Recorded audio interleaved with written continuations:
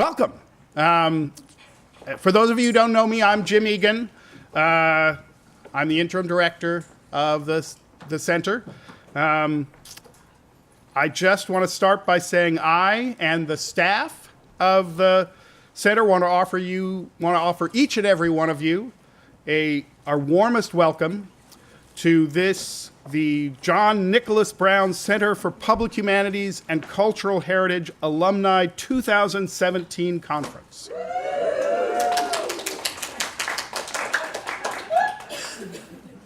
That was wonderful.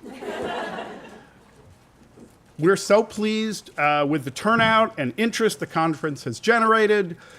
People have ventured here to talk and listen and learn and engage from across the country, from Providence and throughout Rhode Island, and of course, but also from Seattle and Indiana and Texas and Tennessee and Virginia and DC and New York and Cambridge, Massachusetts, and I could just keep going on. Connecticut. I left Connecticut out. See?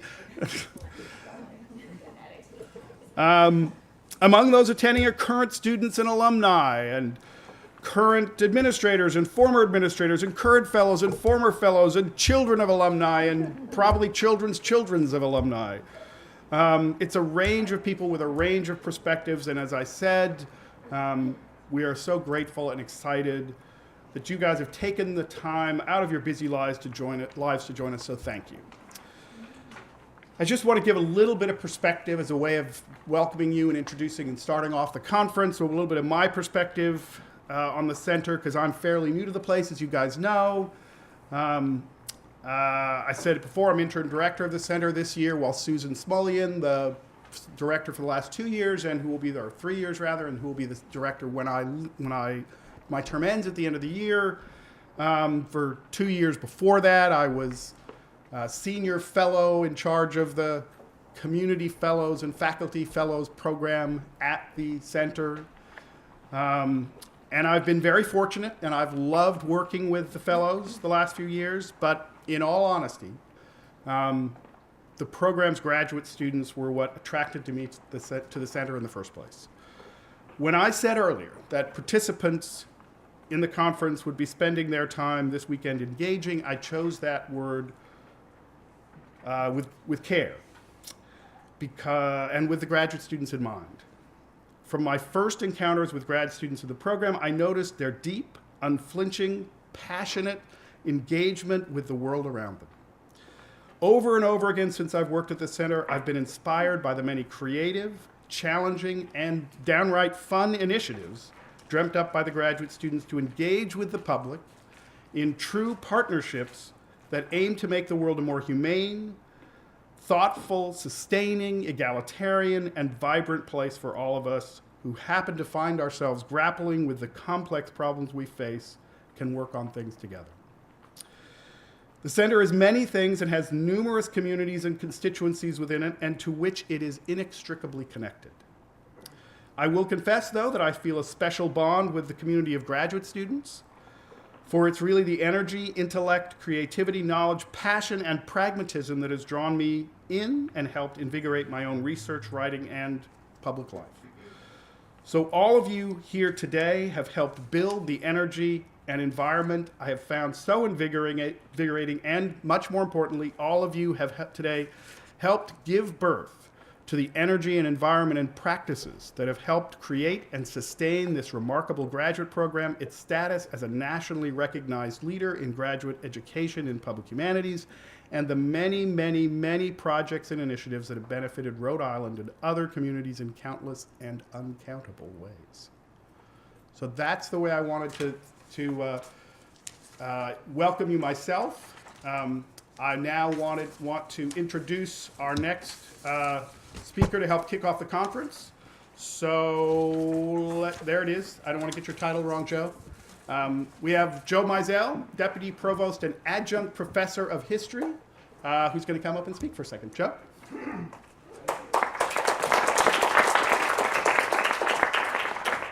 All right, well, good morning and welcome back, everyone.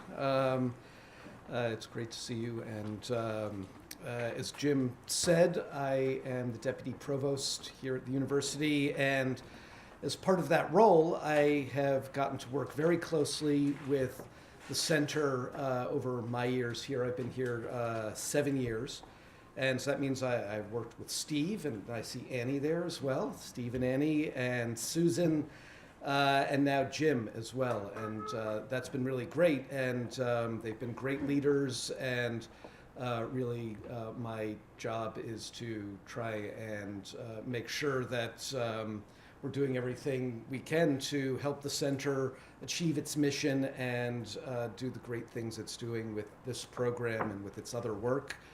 And it's been great to see the center develop over time too, even though it had started before I arrived, but seeing it coalescing in its definitional phase, which I kind of came at the end, the development and growth of the master's program, and especially in recent years, a kind of much larger collection of faculty around the center as well that Jim has played an important role in. And so that's been really terrific, and it's great to, in my kind of role, see these centers, these institutes of Brown, which are becoming ever more important for the kinds of strategic goals we have, to develop and expand their role in the university.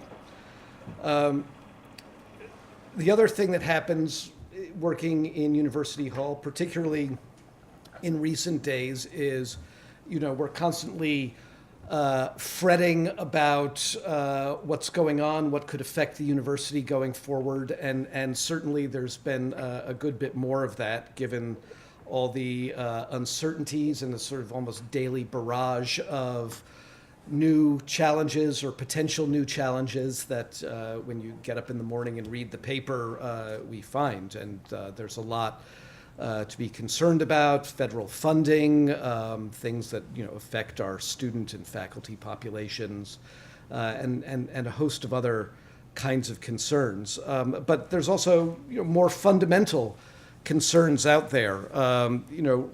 Ideas that the university is very engaged in that are being contested, not necessarily in new ways, but with an intensified vigor, and questions: who's public, whose humanity, whose culture, whose heritage. And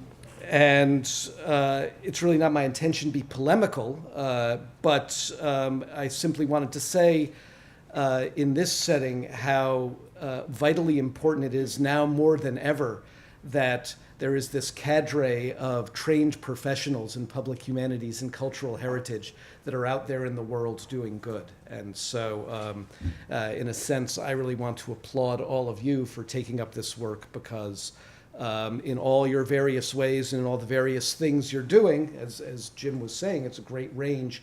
We need people like you out there who understand these issues, and not only understand them theoretically and intellectually, but are working practically to make our society a better place. And that's never been more important. So thank you all for that. So my final duty this morning is to introduce my very good colleague, Shana Kessel, who is Associate Dean of the Graduate School for Master's Education, and therefore has her own kind of presiding role over this activity, which I'm sure she's going to address. So thank you all. This looks like a fantastic program today. I'm sorry I'm not going to be able to be around for a lot of it, but my son has a thing, so it's another kind of public humanities event that I'm going to have to go to. But it's great to see you all, and I hope you have a great day. Take care.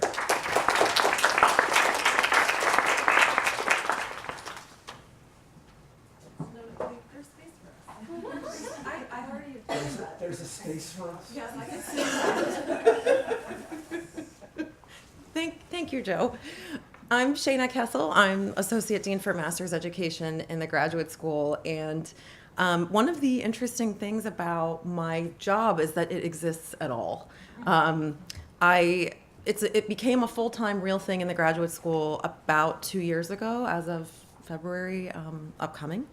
And when I was looking at the position and looking at what's going on at Brown and thinking about master's stuff, because I was coming from a position where I worked with like everybody, it made me it really piqued my interest, because it meant that Brown was actually making the investment in master's programs by putting a full-time body in the institution to pay attention and to care for the programs. And that spoke volumes. And so I was doing my research and thinking, oh, well, what kinds of master's programs do they have? Because Brown is a smallish place, and people come here with all kinds of different goals. And I thought, and I've always known I really, really, really wanted to come to Brown for undergrad. And so I was like, oh, are there master's programs anything like their undergraduate program? Of course, weighing the undergrad side of the world and realizing very quickly that like the master's programs at Brown are totally unique, and I like to describe them as uniquely Brown. And when we're talking about new program, please come in, please sit. You don't have to stand on formality back there. When we're talking about building new programs, I always tell folks, I want to look at uniquely Brown programs. And they say, well, what do you mean by that? And I say, well, like public humanities. So this program is one of the programs that really made me interested in coming here, because I thought, ooh, I get to work with those students. I get to help that program thrive. I get to help create events with you all, and you all are very, very gracious and let me and other folks use your house for master's student events and for community building. And that in itself is incredible, that there's like a space, and it's a community space for your fellow students, and that means a lot. So, and that's made my work just very joyful, I have to say. But when I'm asked, tell us about a really great master's program at Brown, I say, well, public humanities. Tell us about a program that's doing really interesting things, public humanities. I'm biased because I am a humanist by training, and if I were getting a master's, I would probably have applied to public humanities. Unfortunately, at this point in my life, I don't think I'll be going back to graduate school, but I will dip my toes into the public humanities universe as much as I can. So this is all to say that this program is alive and vibrant, and I'm just fortunate that I get to be the institutional point of contact to make sure that this program sticks around, has what it needs to be amazing. Its students have a point person, faculty have a point person to brainstorm and do great things. And the fact that this program has this many people here on a Saturday right before Halloween speaks volumes about your own personal investment in it, and just the pulse that this program really has. And I hate to come back to these like vital sign metaphors, but it really is like this is a program that has incredible energy. There's so much going on here. I think the work that you all do is timely. It matters. It affects the world, and it's also just delicious brain candy. And when you can get all of that going in one program, you have a lot of people showing up to think together and to reconvene as alums of the program. So this is all to say thank you for coming. I hope you have a wonderful, wonderful day, and I look forward to seeing the next iteration of the Alumni Conference. Sorry, Marissa, to commit you like years out, and maybe by then I'll be able to help you a little bit more. But no, I mean, this is just a wonderful occasion for you guys, and I hope the day is like good for your soul and your brain. So thank you, and have a great day.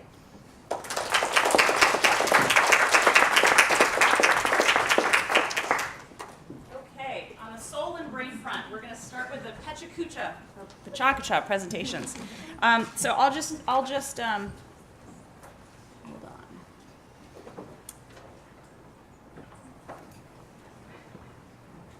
Okay. So we have, just schedule-wise, we've got, I think, about an hour of presentations, 11 of them, maybe 12, Stephanie, thinking about it. So there'll be 5 minutes each, and I'll just be the little timekeeper back there, kind of showing you where you are in your time. And after that, we'll have about half an hour. So I thought, everyone who's presented, once you're done, you can sit down. And group conversations can just kind of pick off from the presentations. Coffee will be brought in starting around 10:30, so feel free to get coffee or tea or whatever you want when that comes in. And then we'll just move into a conversation within tables about building an alumni network, alumni conversations. That's kind of a loose schedule, but basically from the Pecha Kucha start on until lunch, which is at 12:30, that's kind of a block of time where we thought Pecha Kucha and alumni conversations. If there's anything else you guys want to do, though, just take over. And it's a small room, so just stand up and, talk amongst yourselves, or if you want to introduce some other topic for conversation, that's great too. I think that's it. Have fun.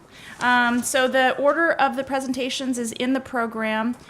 It's alphabetical by first name, and Bess Powpeck is first. What's that? Yes. Yep. There's a clicker, or you can just advance, and everything has been pre-programmed. So I noticed you're recording, so what will happen to that recording? This recording, we will post it on our YouTube channel. Oh, okay. Yeah.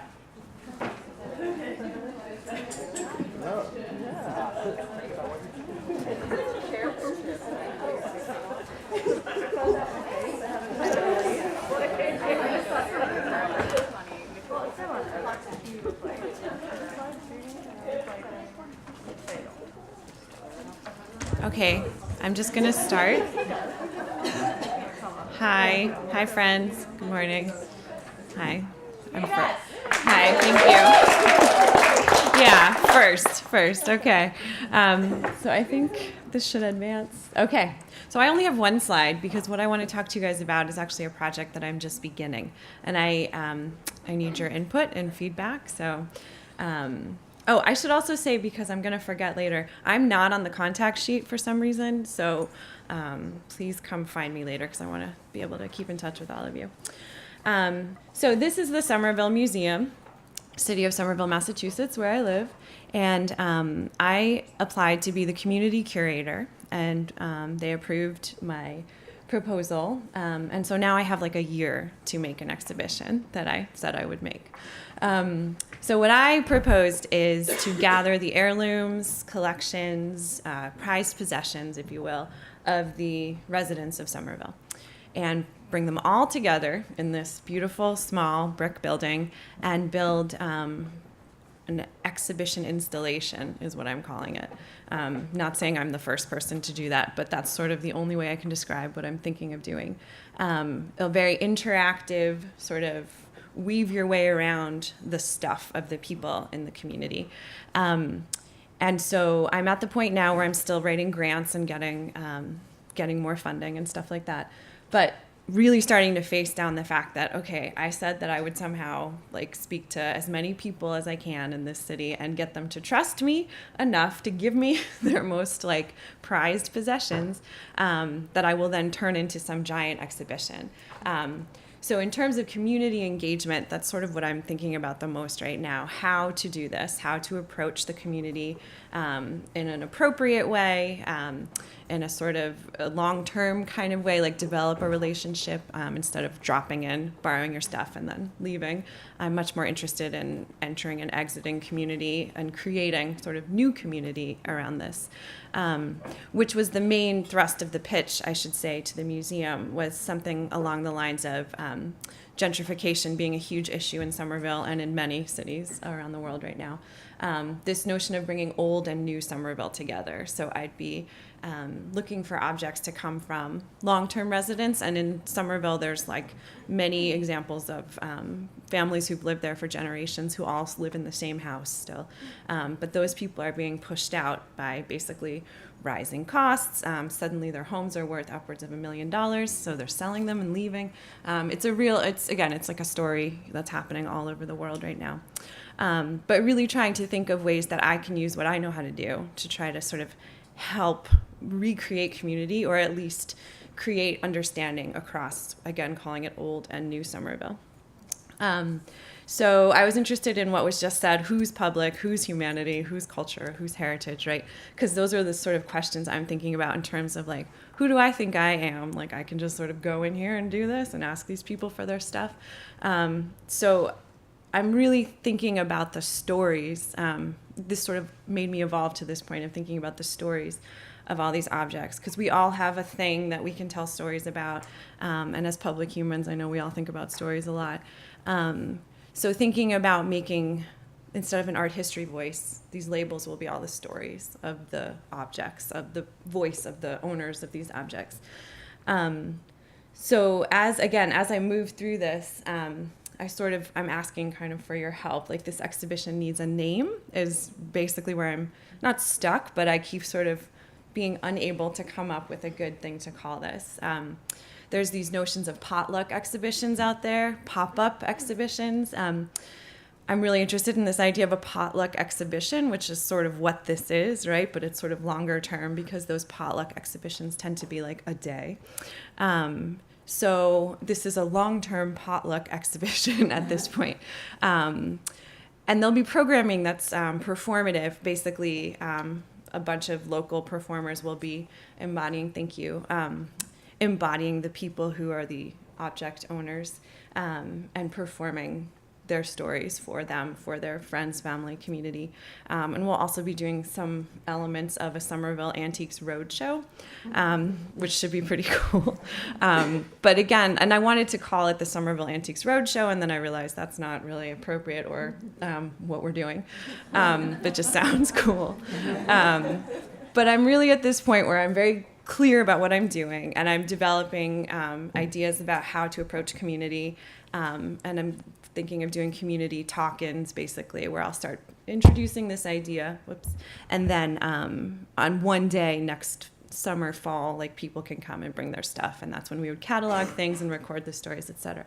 So, like, the nuts and bolts are kind of starting to reveal themselves. Thank you. It's really just the title, and I feel like without a great title, I kind of can't really pitch this very, very appropriately or very well. So that's what I'm wondering. If you guys want to come chat with me later, tell me what you think and what you would call this. And that's it.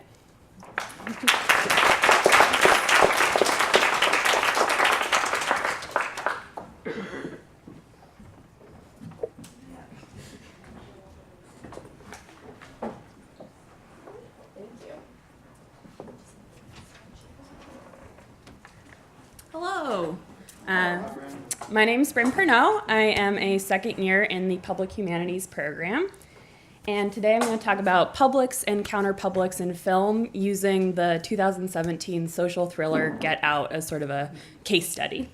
So I'm really interested in kind of thinking about how movies as spaces where we're simultaneously alone kind of as spectators, but also around other people, can get us to think about public humanities. So kind of starting out, I was thinking about Pablo Higuera's ideas of the way that we kind of construct audiences in our mind and how this is very connected to our own sort of self-conceptions. So he says, the self is a construct of a vast collectivity of people who have influenced one's thoughts and one's values, and to speak to oneself is more than a solipsistic exercise.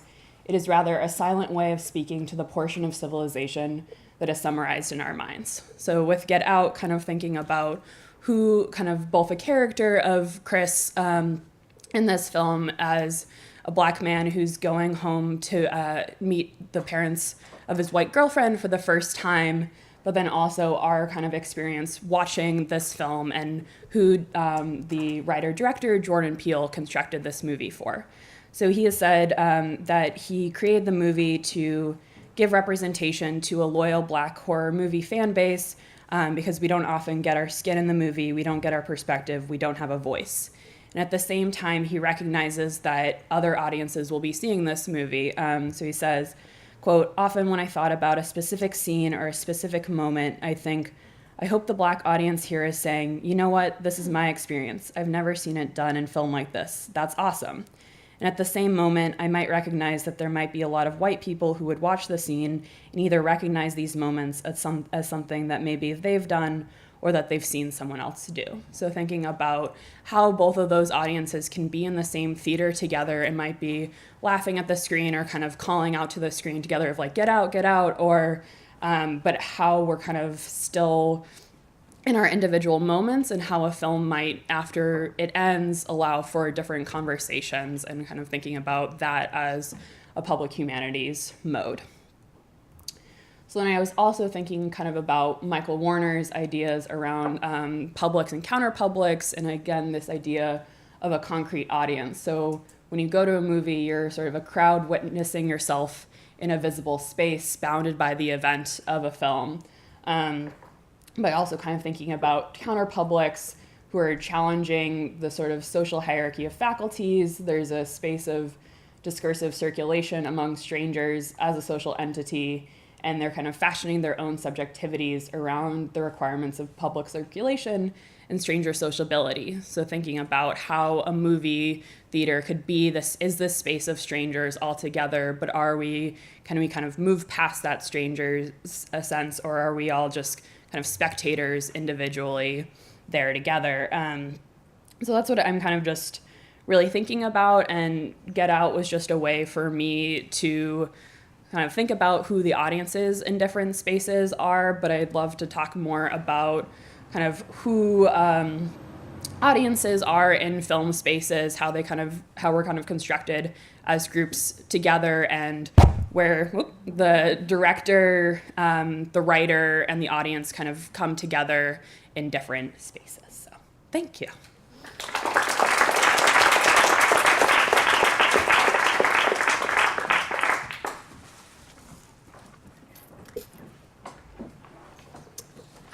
Good morning.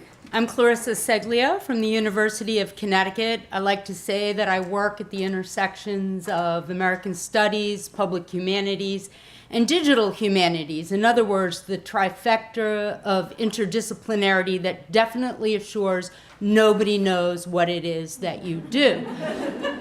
But in an attempt to explain one of the projects, or actually 3 interwoven projects of which I am one collaborative member, I'm normally a fairly extemporaneous speaker, but today I will read because I want to do justice to the work of my collaborators who couldn't be with me here today.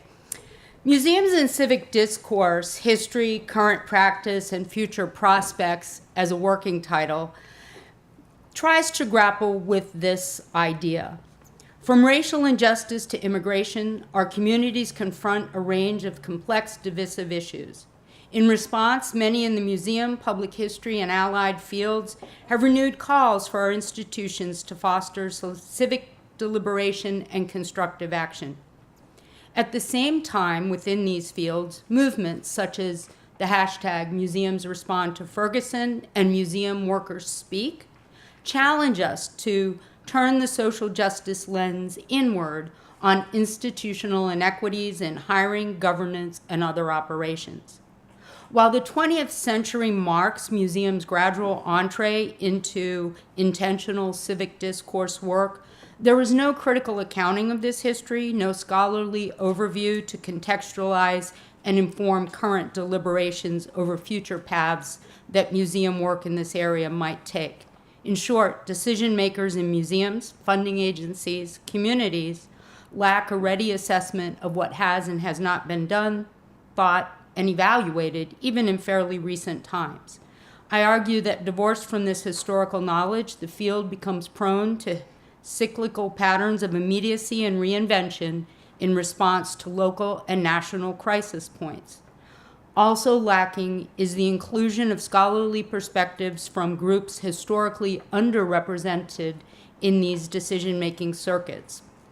So Museums and Civic Discourse is a multifaceted effort that began in 2015 to address this gap, led by Jennifer Scott, Nicole Ivey, Elena Gonzalez, also a public humanities alumna, and Robin Grenier and myself. We held 4 field convenings or listening posts at different professional meetings, and also in Chicago to meet with community practitioners who collaborate with museums. Right now, our work in development is to synthesize the learnings from the field research and to make our processes transparent. Along these lines, we are developing an online Zotero database, essentially and accessible literature review that will combine historical sources, contemporary sources of various varieties with annotations. And as our hub, we're working on an open research notebook to share the participant contributions from these listening post sessions, our process documentation, and to open up discussion of our work in process. The open research notebook concept emerged in the sciences as a means of sharing raw data and is still relatively new. I don't have my glasses, I'm sorry, I can't read what that, thank you, what that says. Point taken.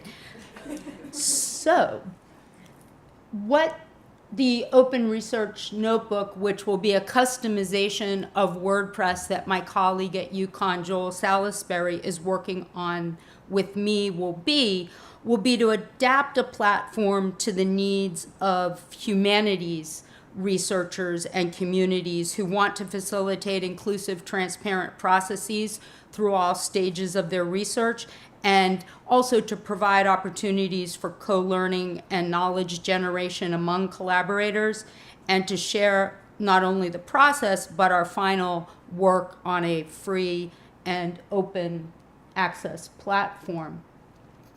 So what is this all going to become? Initially, I was referring to it as an edited volume, but now, along with Greenhouse Studios, Scholarly Communications Design at UConn, which is a Mellon-funded effort that I am co-PI on, along with Tom Scheinfeld, we are thinking about how the many expressive tools now at our disposal that allows us to reach a range of audiences through means other than the monograph and the peer-reviewed journal article, although these are still essential to our work, instead of deciding what the form of expression is from the gate, we're instead applying design thinking processes to collaborative work to let a team of knowledge experts, typically called faculty, but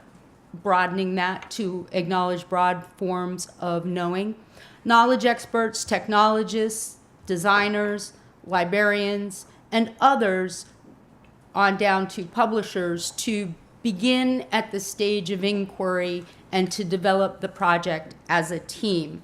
And for anyone who would like to know more about this quick overview, I'd be happy to share that with you or point you to online resources. And I also have some Greenhouse Studios swag. So come and see me.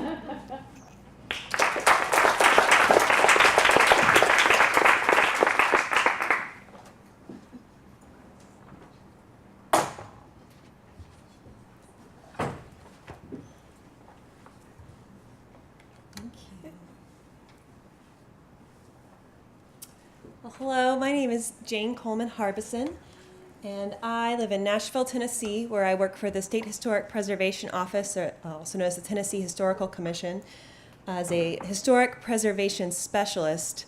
And Annie, I want you to know that's the title they gave me, but I still consider myself to be a historic preservation generalist as well.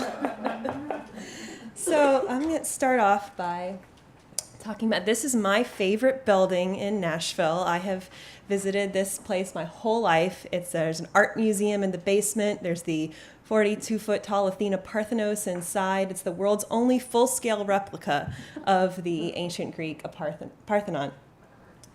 And these slides are going to be a very brief summary, very brief, of a paper I wrote for the Southeastern Society of Architectural Historians that was about a comparison of 3 sculptures by the same artist, Bell Kenny, including the Confederate Women's Monument that is located next to the War Memorial Building in downtown Nashville. And this research came out of a desire to research the historical context of Confederate monuments during these times when we're talking about removing many of them or relocating or recontextualizing these monuments. I personally come down on the side of removing them in most instances, but that's a hard case to make when you're in the South. And I think part of the solution and the answer is to do as much research as we can to explain why these were put up in the first place, that they were not immediately after the Civil War, that they were a product of mostly the 20s and 30s in the Jim Crow South. And so doing what we can to sort of educate and engage the public in those conversations. So, but starting at the beginning in my 3-part comparison, I start at the Parthenon, because this building was built during the Centennial Exposition in 1897 in Nashville. It was a celebration of the 100th birthday of the state of Tennessee. It was also really a statement of Nashville's progress and the New South, and you see that particularly in the upper left there, that this is, we're beyond the Civil War, we're recovered, we're progress stepping on the ruin below. And when it was turned into it was built as a temporary structure, but in the 1920s it was made into a permanent structure by the architect Russell Hart, who's in that picture down below. And he commissioned the artists Belle Kenny and her husband Leopold Schultz to design the east and west pediment sculptures, which there were fragments from the Elgin marbles that you can see casts of those up there, but they had to fill in the gaps and use their own artistic vision and their knowledge of classical sculpture to come up with something. That work on the Parthenon pediments led Belle Kenny to get another commission to build the Victory Monument for World War I at the War Memorial Building, which is really just like the Parthenon. It's just the ultimate example of classical architecture, but neoclassical architecture this time, with the Doric colonnade and the courtyard inside there with the Victory Monument. And this guy, I think, is just really interesting because he's raising up Nike or victory in his hand, which very much mimics the stance of the Athena Parthenos inside the Parthenon. And the other and then right next to this building is the last slide here is the Confederate Women's Monument, which was also by Belle Kenny.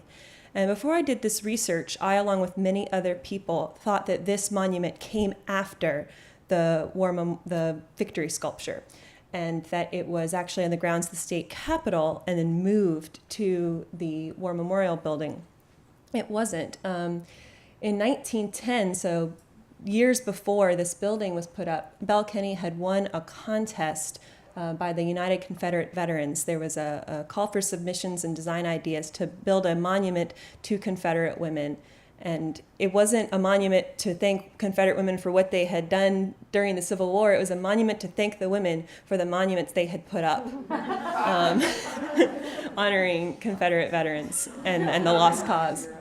Belle Kenny won this contest, but Mississippi was the only state that actually chose to, and the plan was that the same monument would be put on the grounds of all of the southern state capitals. Same monument.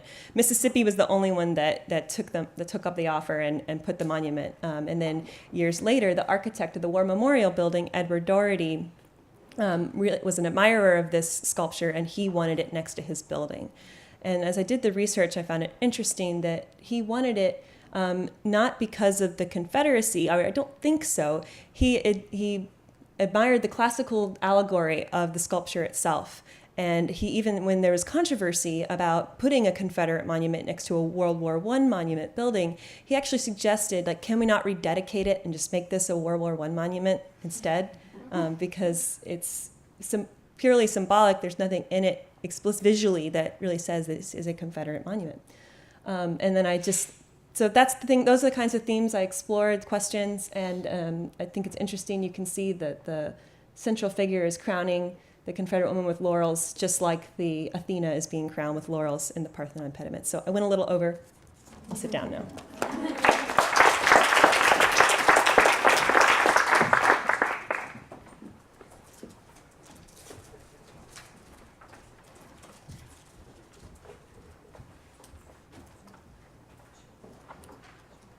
Hello. I'm Kate Duffy. I'm a PhD student here at Brown. And for the last almost 2 years, I hit pause on my dissertation and went to work for a contemporary art museum. And so my position just ended a few days ago, actually. So I wanted to use this opportunity to reflect on the experience and share a little bit about what I learned. And the main thing I kind of want to talk about is interdisciplinarity. So our program celebrates interdisciplinarity, and it brings all people from all different disciplines and backgrounds and interests together, but often the institutions where we end up working are not interdisciplinary. And so I've become increasingly interested in trying to bring these influences together and keep the public humanities magic alive. So this all began a few years ago when an artist named Mark Dion came here to Brown to work on a project with us, and many, as I look around the room, I see few people who worked on it. He helped us recreate a natural history museum that used to exist, and I'll say more about that in a minute. But his work is all about the history of science and the relationship of humanity to the natural world. So he kind of responds to museum display conventions. He creates these massive installations filled with lots of tiny little things. So this is the project that he worked on at Brown with us. And this project completely influenced my academic trajectory. I switched my dissertation to history of science. I became obsessed with the history of museums. And I learned so much, not just from Mark, but from the other students who were part of it, who exposed me to the magic of contemporary art and kind of educated me about the potential for understanding history through these kind of poetical or almost ambiguous art installations like the one that we created. So the ICA in Boston was doing a show of Mark's work. And so I was hired to help work alongside the curators to research his work and basically put together materials that would inform our interpretation. And so I have mainly worked in small historical organizations. I study 19th century culture. And so I never worked at a place that was so new and shiny. And I learned so much from the curators here about thinking visually and spatially and the stagecraft that really goes into their shows, the attention that they pay to every detail of the exhibition and how the visitor will experience it. So I started off just relentlessly researching Mark with this was one of the carts, the Rock Library gave me my own cart, which I loaded with books every few days. I traveled to archives, gathered everything that had ever been written by Mark or about him, and to kind of get a full comprehensive view of his career. We traveled to see his work, and the curators really wanted to see it in person. So we went to the Indianapolis Museum of Art, visited private collectors to check it out and make decisions about what we wanted in the show. We did research in Mark's apartment, which you see here, which basically is kind of like a Mark Dion installation where it's just all these amazing cabinets filled with books and curiosities and mementos of his life. And so we kind of looked through his books and scrapbooks and so on. Traveled to Mildred's Lane, which is this it's this property in rural Pennsylvania where he and his artistic collaborators have created this, basically a bunch of different installations where history and art merge together, and there are all these beautiful decaying buildings. It's a world unto itself. So all of that research went into our catalog book, so I shared the material that I had gathered with our contributors. And I also wrote short essays on each work that we decided to bring into the show. And so we took, and sorry for the blurriness of this, but we took kind of a historical approach to interpretation, where it would be the stories behind his work, the process behind it. And every single work has a label in it, which is kind of rare for the ICA. But because Mark's work has so much history and story behind it, we wanted to bring that in. So when I was putting these slides together, the installation had just happened, so I was obsessed with it and put in a million pictures of it. But you can kind of see the show coming together as all these objects gradually came together to create artworks, and I'll just kind of move through it. It was these kind of surreal juxtapositions of natural and artificial things. One thing I kind of liked was a lot of Mark's work, as I mentioned, responds to the processes of art. And so 2 of these things are of installations of Mark's, and 2 of them are just our process of putting together the show. And there were these beautiful moments where it all kind of blurred together. Releasing some live birds, installing some dioramas. Yay, it finally opened. It was so fulfilling and rewarding to be a part of this. And in my future job or career, wherever that might lead me, I really hope to continue bringing together art and contemporary art and history and other disciplines. So Oh, and you can come see the show if you'd like. Wait, I thought I had another slide. But I welcome you to come see the show, and in our discussion phase later, I would love to hear about your own experiences of interdisciplinarity and projects that you've worked on, and or that you've experienced that are really interesting in this way. So thank you so much.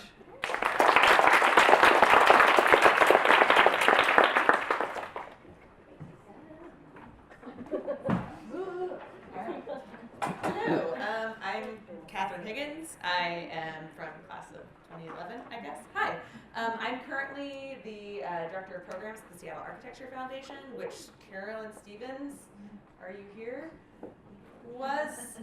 Created a program for us, actually. So we are a very small organization. There's 3 of us.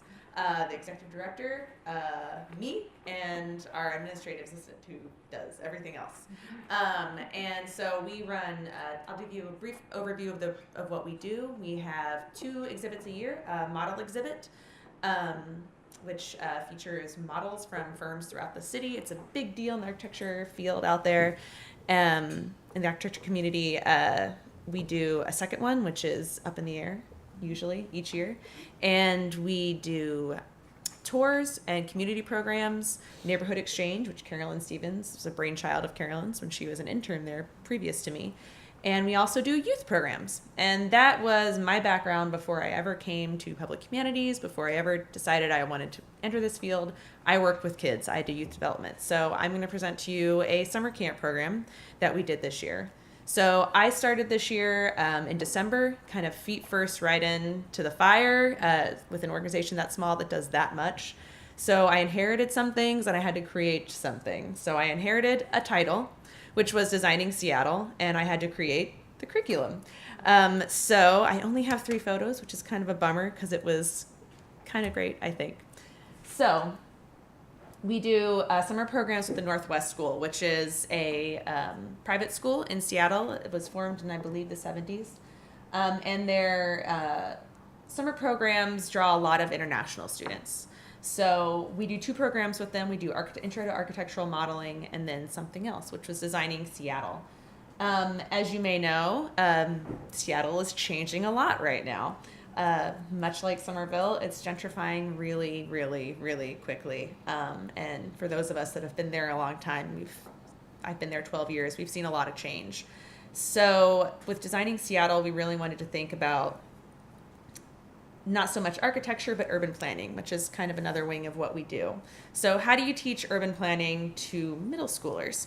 So one thing we did is you can see here a board game that we created. It's kind of a little Sims thing that they did each day when they came in. We have them for about an hour a day for 2 weeks. And so this is the game that tied it all together. And one thing we really wanted them to think of is designing for the future and not just the short term. So Seattle is a newer city, founded in the 1850s, and it is a city that has done a lot of earth moving. So if you know anything about the history of Seattle, there was a huge regrade. So when folks landed in Seattle, it was a cliff. And if you visit Seattle today, it is not a cliff out onto the Puget Sound. If you're at Pike Place Market, that's about as close as you'll get to what it actually looked like then. This huge cliff right down to the water. Essentially, Seattle hosed down hills and filled in the sound and then built on it, which in an earthquake-prone zone is a problem. So there's a few different projects. They took I-5, which much like Fox Point, ran right through the immigrant neighborhood, which is the Chinatown International District, and what was belovedly called Garlic Gulch, which was the Italian neighborhood, which completely did not exist after I-5 went through. And also right now we're dealing with a housing crisis, like many American cities, but particularly on the West Coast. So we're dealing with how to fit in a lot of density in a city that was built to be a single-family home until about 20 years. Single-family home city until about 20 years ago. So we really love our tree canopy. We really love our neighborhoods. We're a city of neighborhoods is how we identify. So we're trying to deal with that as well. So this class, I wanted the kids to think about 3 different projects. The redesign of the Seattle waterfront, which is changing a lot because they have to get rid of a highway that's going to collapse on top of itself during the next earthquake and turn that into a nice, vibrant waterfront. The growing movement to put a lid on I-5 and thus connect downtown to the rest of Seattle and make it a little bit more livable in the neighborhoods that have been dealing with this huge highway going through their neighborhood for the last 50 years. And also creative density inspired by an architect and comics artist local to the area named Myra Lara, who does comics about YIMBYism, so yes, in my backyard. So this project was a little bit of a Sims project. The kids were given a board with a geographic design and had to build through time a city. And they would come in each day and be like, you didn't build a fire station, your town burned down. So you lost 100 residents or something like that. Or you're on a river and it flooded, so you have to deal with that as well. So this was one of the board games that we did. And then we took them on field trips to Friends of the Waterfront to talk about the waterfront program. We had architects come in to talk about the lid, and we talked a lot about creative density. And then they created cardboard models. Because right now, our youth programs really focus on model building. That is kind of the end goal of all of our youth programs, which is really interesting in an era where firms are increasingly not building models. So we're also kind of exploring what model building means now when everyone's doing VR. So this is one of our final projects. This is an I-5 lid. So the lid on I-5 means that we put a lid over it and then we build stuff on it, including stadiums and so on. So you can see here, that's I-5. The cars go there. Here's a park and some apartment buildings. I don't know about these wings on the side, if that's really possible. Feels a little collapsy, but that's kind of one of our projects. And really one of the more popular projects that the kids end up doing was actually the creative density. So Myra Lara's comics are really these imaginative visions of ways we can just plop in housing. So housing on stilts that rise above single family homes, housing that plops right into existing alleyways. And so this one, I wanted to include a GIF, but I couldn't really, or GIF, whatever you want to call it. But this guy actually, these kids created a few of these where they have two buildings on alleyways, and then this actually pops right out and pops back in. So you can really see on the final presentations that this is just this additional home. So that is a really big thing that we're using this particular project throughout a lot of our programs, because we really are. Unfortunately, with the Architecture Foundation, we're struggling with attracting kids from lower incomes, and we're dealing with a lot of kids from upper income or new to the city and of an age where they're just trying to understand homelessness and the homelessness crisis. So this is one we're using a lot because they can kind of understand the need for more housing. So yeah, that's our project. I don't know how long that took. I feel like I sped right through it, but if anyone wants to talk to me more about how to teach kids about architecture and urban planning, I would love to connect with you. All right.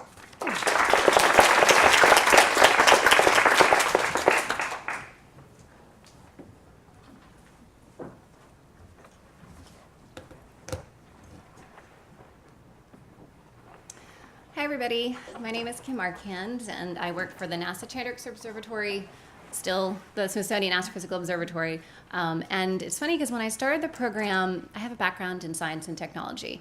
And I remember people used to ask me, why are you in a public humanities program? Nobody really understood.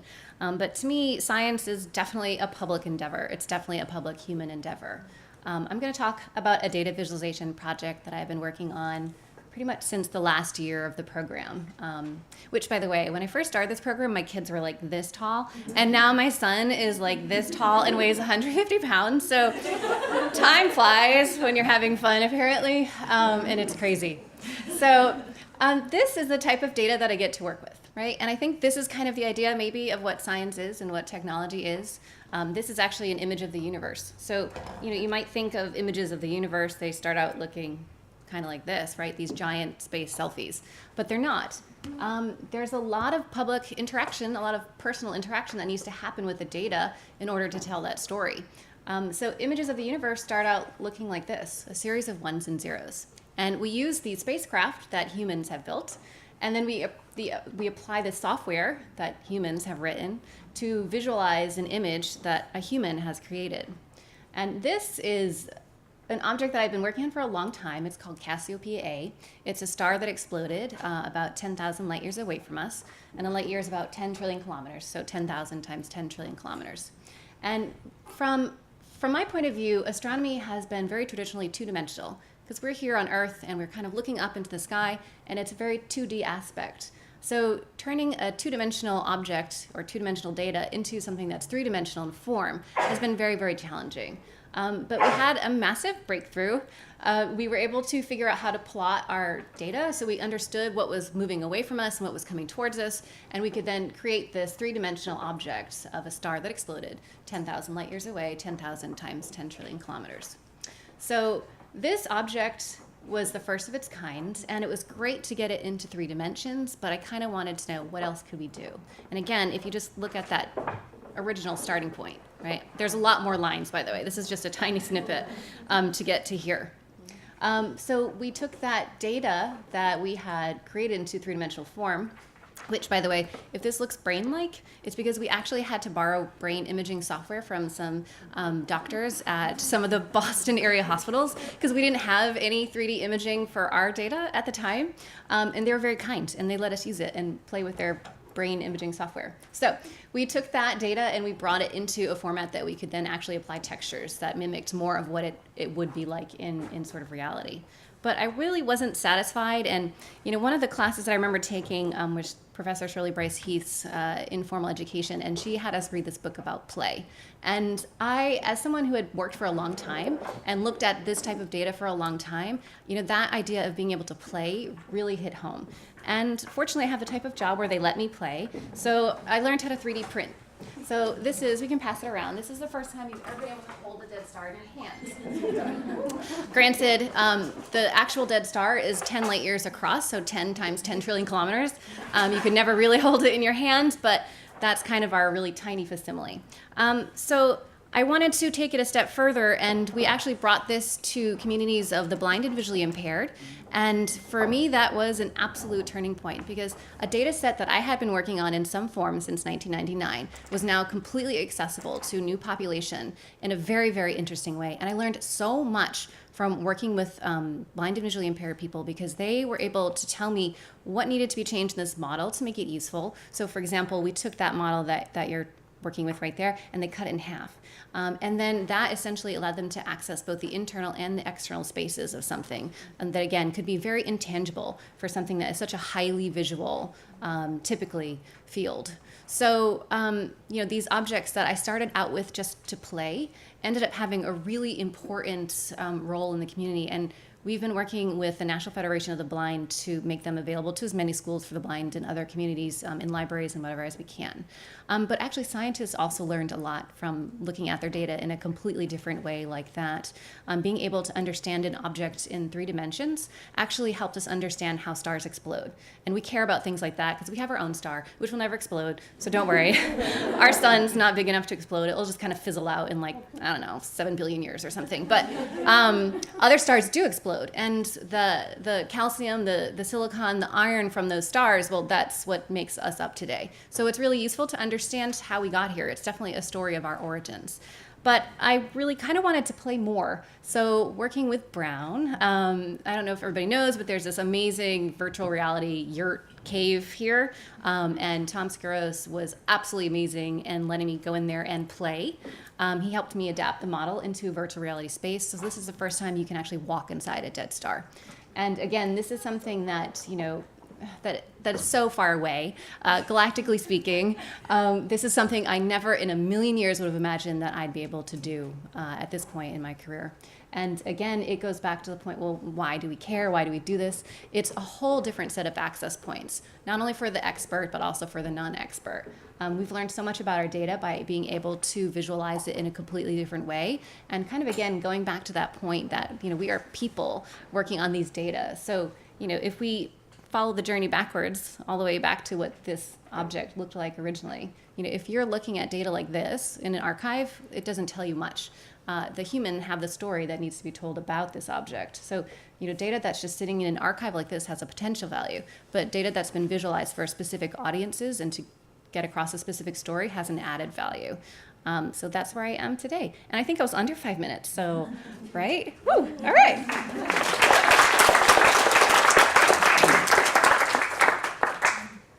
You guys can handle the star all you want, I've got more.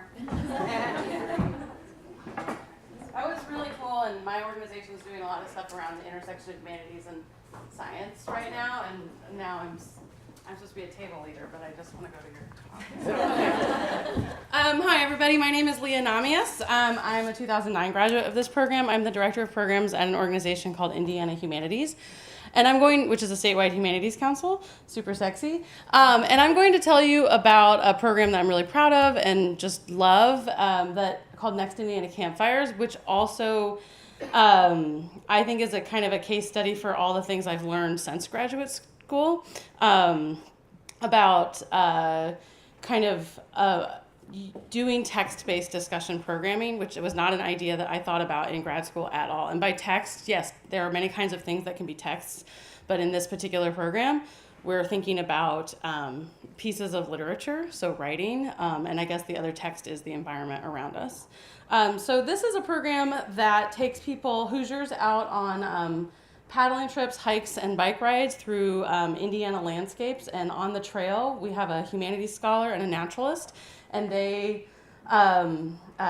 we read some literature on the trail. We kind of walk, we pause, there's someone who points out and helps us make connections to what's around us. And then we literally come around a campfire at the end, and we have a shared conversation, a shared meal, and some beer, which always helps. Also, because when you sit around a campfire and talk, that is a certain kind of space for conversation that people understand as a open-ended, free-thinking kind of, there aren't right or wrong answer kind of conversations. This program we launched in 2016 for Indiana's bicentennial. We were doing the opportunity that was here is we were doing a whole bunch of programming around the theme of the Next Indiana. I wanted conversations around stewardship and conservation, which are not conversations that we have in Indiana.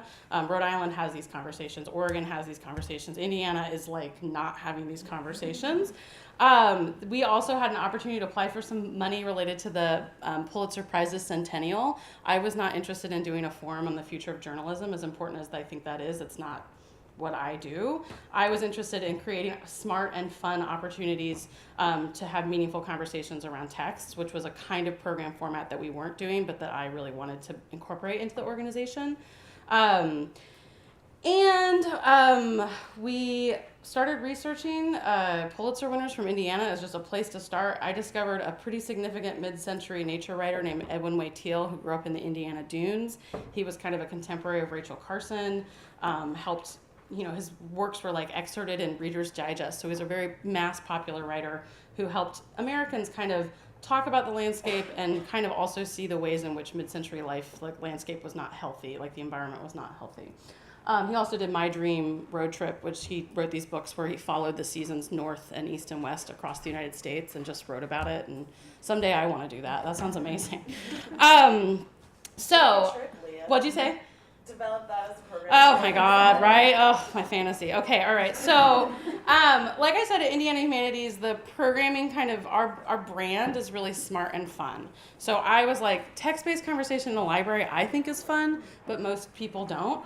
And so can we go outside? And this, to me, this is fun. People reading poetry on kayaks, I'm in love with this. Okay. So, here's how it works. I mentioned a little bit. We take scholars, they pick texts, they usually have worked with the site that we're going to kind of understand features of the landscape and the history of the place, to help texts that help us kind of think through different questions and issues around stewardship and place. And we have a naturalist along who is a guide and advisor and helps kind of make connections to the landscape. Also, what we find, most people who work in these environmental fields read Aldo Leopold. They read a writer. They read John Muir. They read somebody who actually helped them articulate. And I would say that this is part of what it is there's been a claim that environmental literature is the only truly American genre of literature, right? This is the thing that we've added to world literature, and that we cannot think about the environment without thinking about the role that texts have helped us shape and frame our ideas about the environment.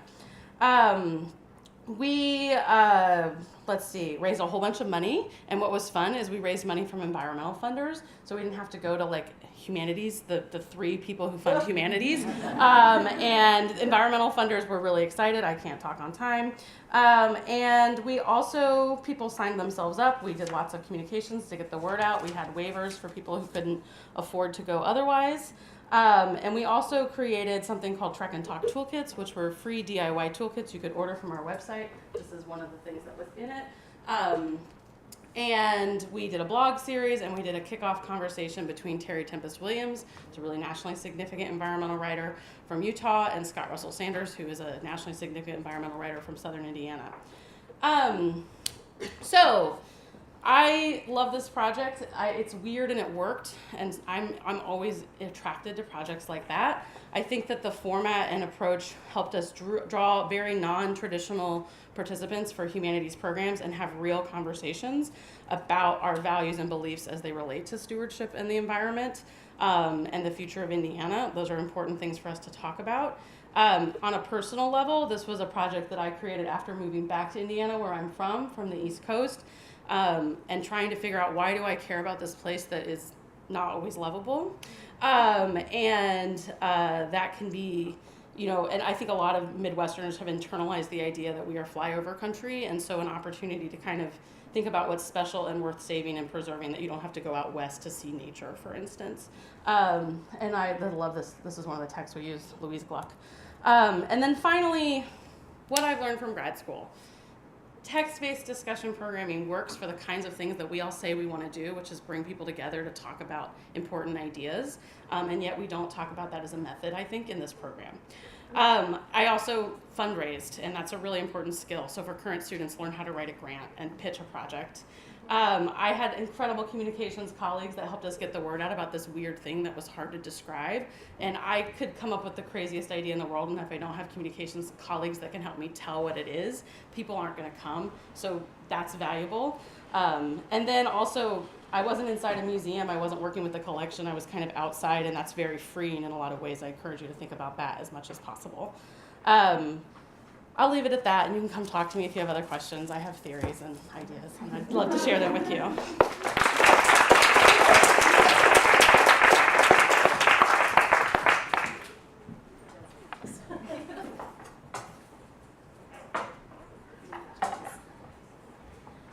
Hi, everyone. Ooh, I don't think my slide's not there. Okay. I had a first slide, and it says bad art. So my name's Maggie Amberzak Goddard. I'm a third-year PhD student in American Studies, and I graduated from the Public Humanities program this past May. And I'm thinking about an exhibition that I'd like to install in the Carriage House Gallery, so you can imagine the physical space. But I'm really interested in this category of bad art. And I'm aware of the Museum of Bad Art in Boston, but I want to think a little bit more broadly about this category of bad art. And so I'm interested in particular in these three qualities. So first is negativity bias. I'm really curious about the way that people remember bad experiences, bad feedback, more than they do positive feedback and positive experiences. And also this sort of affect of inadequacy. And so I just started figure drawing, and I'm very bad at it. And so I realized that. I was like, I'm bad at this, and I'm bad, and internalized that. And then I realized that that's very weird to like moralize and pathologize learning in the way that we do.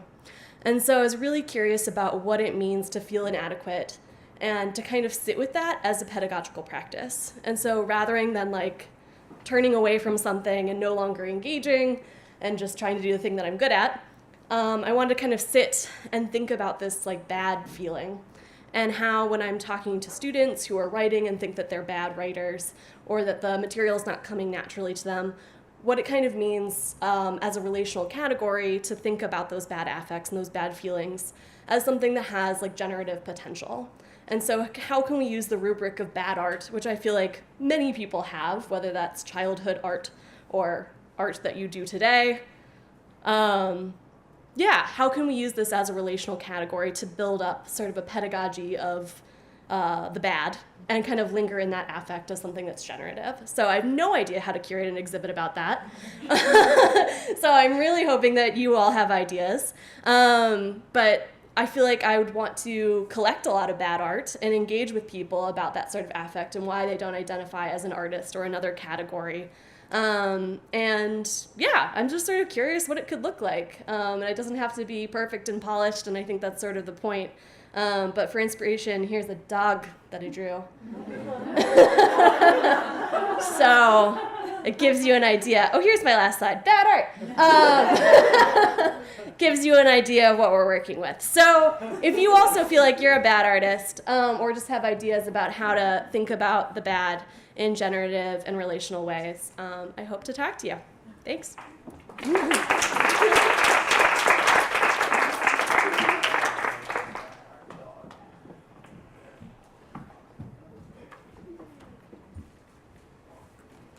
Hi everyone, I'm Meg Rotzel.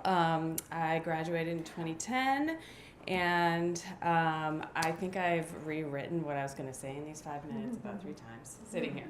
So I now work at the Radcliffe Institute for Advanced Study at Harvard University, where I'm the first person to oversee arts initiatives. And we have 3 programs there, which are a fellowship program for academics. It's artists, scientists, journalists, poets, all kinds of people, and they're there for 1 academic year to work on a project of their choice. There's the Schlesinger Library, which is a collection of women in gender study. It is the one archive on Harvard's campus that's open to the public, and it is incredible, and the librarians there are amazing. And then there's the Academic Ventures program, which brings things to the public. Through workshops, lectures, and conferences. And then there's me. And I was given the task of programming and curating 2 galleries, one in the library and one 1,000 square foot exhibition space that was for contemporary art. And I went to this program, and so I do actually many things where I try to orchestrate what's happening on campus. And so I think about these 3 sites as, this is all the different things that I do, is that the Schlesinger Library collects, the fellowship program we have Makers and Thinkers, and in the Academic Ventures we push it out into our publics. And because it's Harvard University, our publics are highly educated, privileged, and very creative. And I want to talk about one project that I did with Wendy Jacob, where I kind of put in action all of those 3 programs. So Wendy Jacob is a contemporary artist who works around perception, and she's also an incredibly empathetic, curious human being. And we invited her to Radcliffe. She had been a fellow in the past, and we invited her to, I think maybe this slide has images. On the left, there's me working with her exhibition. And we invited her to look in the Schlesinger Library and propose a project.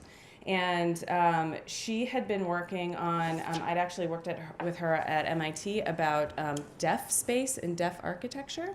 And she was now interested in this mode of perception of the blind.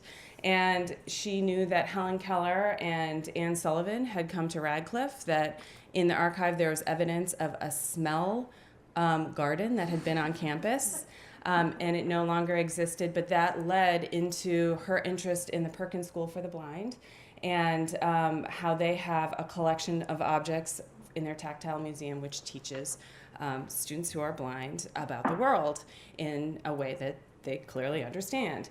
And in there were a bunch of models that were made by the WPA that were still in use, that were created to teach people about architecture. And they were put together first as a manual, and I got a great undergraduate to work on this, first as a manual that was made by architectural historians and architects, and then made by local craftsmen. And this manual went out to all over the country, and we found these models. So we put them in the Johnson Kulakundis Family Gallery, and that is me right before the election, tending to our Capitol with students and fixing it, and then caring for the Capitol.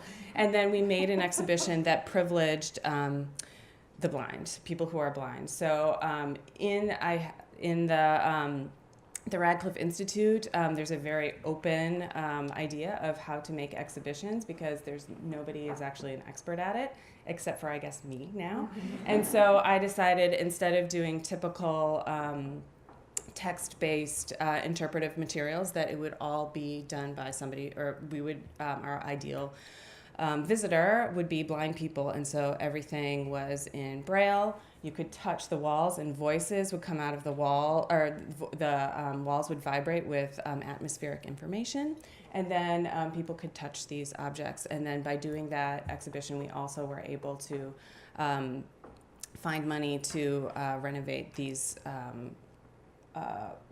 models, as well as we worked with people from the Ohio State School for the Blind. And so they went back to their homes, and they're still in use. And I can speak more about that project if anyone would be interested.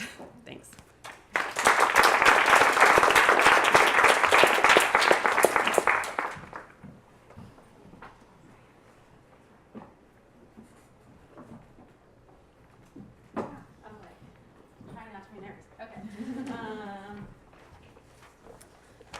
Oh, how does this work? What? Okay. Hi, everyone. My name is Rezi Palixa. I am a park ranger at Lowell National Historical Park, which is part of the National Park Service. And at Lowell, I work on community projects, I work on park publications, and I work on youth and volunteer programs. And all of those things combine into the project that I'll be talking with you all about today, which is our Acre Community Ranger Program. How do I move this? Oh, all right, there we go. Okay, so for context, Lowell National Historical Park is an urban national park tasked with interpreting the Industrial Revolution and its effects on the city in the broadest sense, because not only do we talk about the Industrial Revolution, but we're also mandated by Congress to aid in the cultural preservation of the different ethnic groups who make up the city, past and present. I don't know why I'm nervous. I'm a park ranger. I talk for a living. So Lowell has a long history as an immigrant city. The first immigrants who came to Lowell were the Irish, who came in the 1820s to dig out the canals. And with the Irish begins the story of the acre. So the acre started as a literal acre of land for the Irish to live on, and has since expanded to be this kind of outlined area here on the map with the pink line. So after the Irish, other immigrant groups also settled into the acre before moving to the more outlying neighborhoods, and that trend continues. So the acre today has a really vibrant community of Latino descent, as well as Cambodian and other Southeast Asian descent. So you can kind of see from the map, the acre neighbors the downtown area where most of the national park is concentrated. So we're like, this is our visitor center right here, and then all of this is the acre next to us. So there are some significant historical assets in the acre, some which belong to the park and some don't.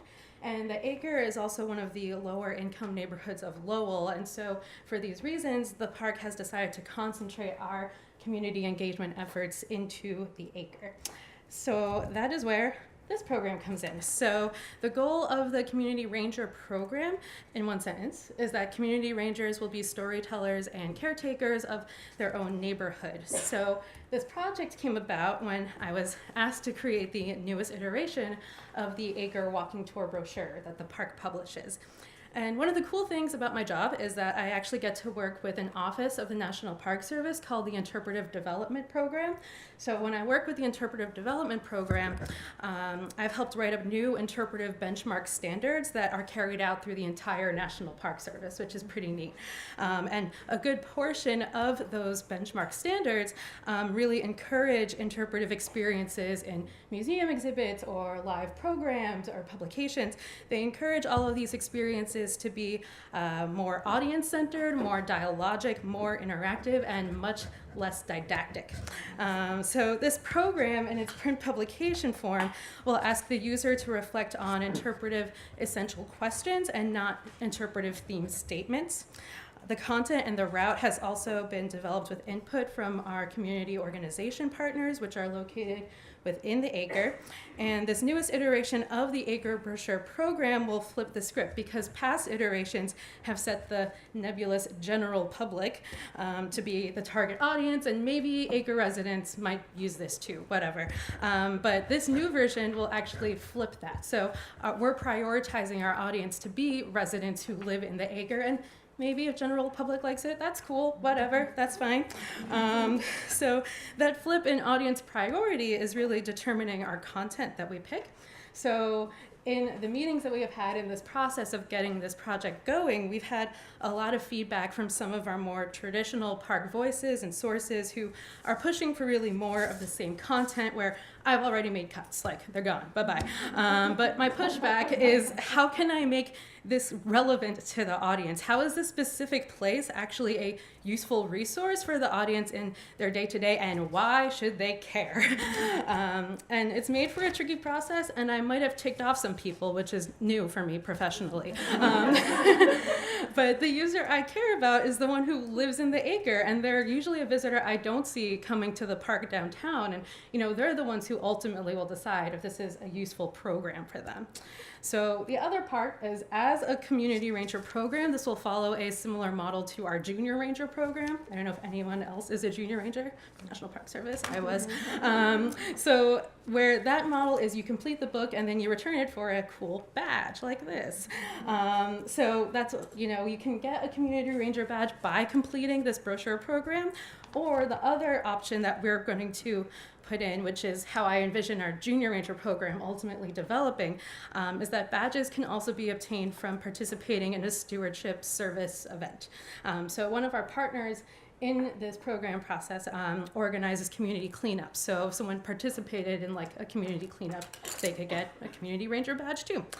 So when we at the park do interpretive training, I'm sorry this is a little fuzzy, we often tell our staff about this blue triangle you see on the right, how orientation can give way to information, which paves the way for more interpretation, and if done well, that can inspire a visitor to be involved in stewardship of their national parks. So the thought is that we have to get a visitor to care about a place before they can move up and care for a place. But what we're seeing with our volunteer events and with our community partners is that there already is a lot of energy in caring for this neighborhood, which is awesome. So what we don't want to do is disregard that energy and act like it's not there, but how can we tap into that excitement and meet people where they're at already to get them into the history of the neighborhood and the history of the places that they encounter on a regular basis. So in doing that, we'll be relying a lot on the inroads our partner organizations have already made into the community. And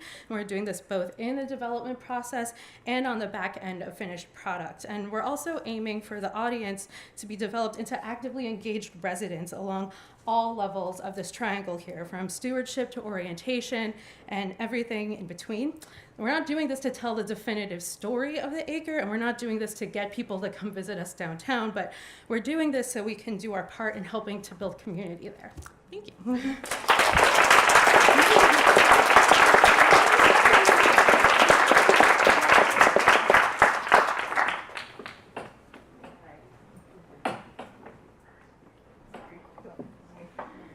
We're all dancing through here. Hi everyone, I'm sorry I don't have any slides. I couldn't quite get organized, and I was supposed to be co-presenting with our colleague Eliza Schiff, who wasn't able to join us because she had some other commitments, too many of them, and she's coming back to Providence in 2 weeks because we are working together. So I'm Stephanie Fortunato. I'm the director of Providence's Department of Art, Culture, and Tourism, and we are working on public art master planning at the city of Providence. So many of you know we call ourselves the creative capital. There is a good amount of public art in the city, but for many years we've been responding and reacting to public art proposals that are given to us without any policies or real standardized practices in place. So in 2016, Mayor Alorza established an Art and City Life Commission to begin to think through some of these policy issues.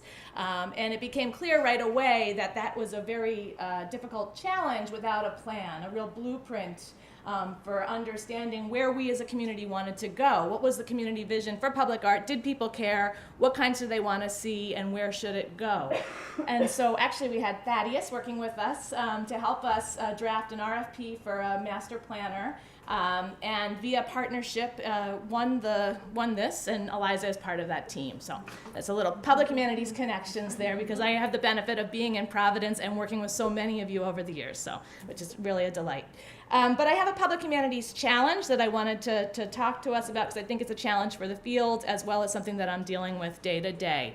So we're talking about public art with our community, in this conversation, we're also talking about public commemorations, because there's also no process for markers, memorials, monuments, really, for the city to navigate that. And we're making it up every time that we do this.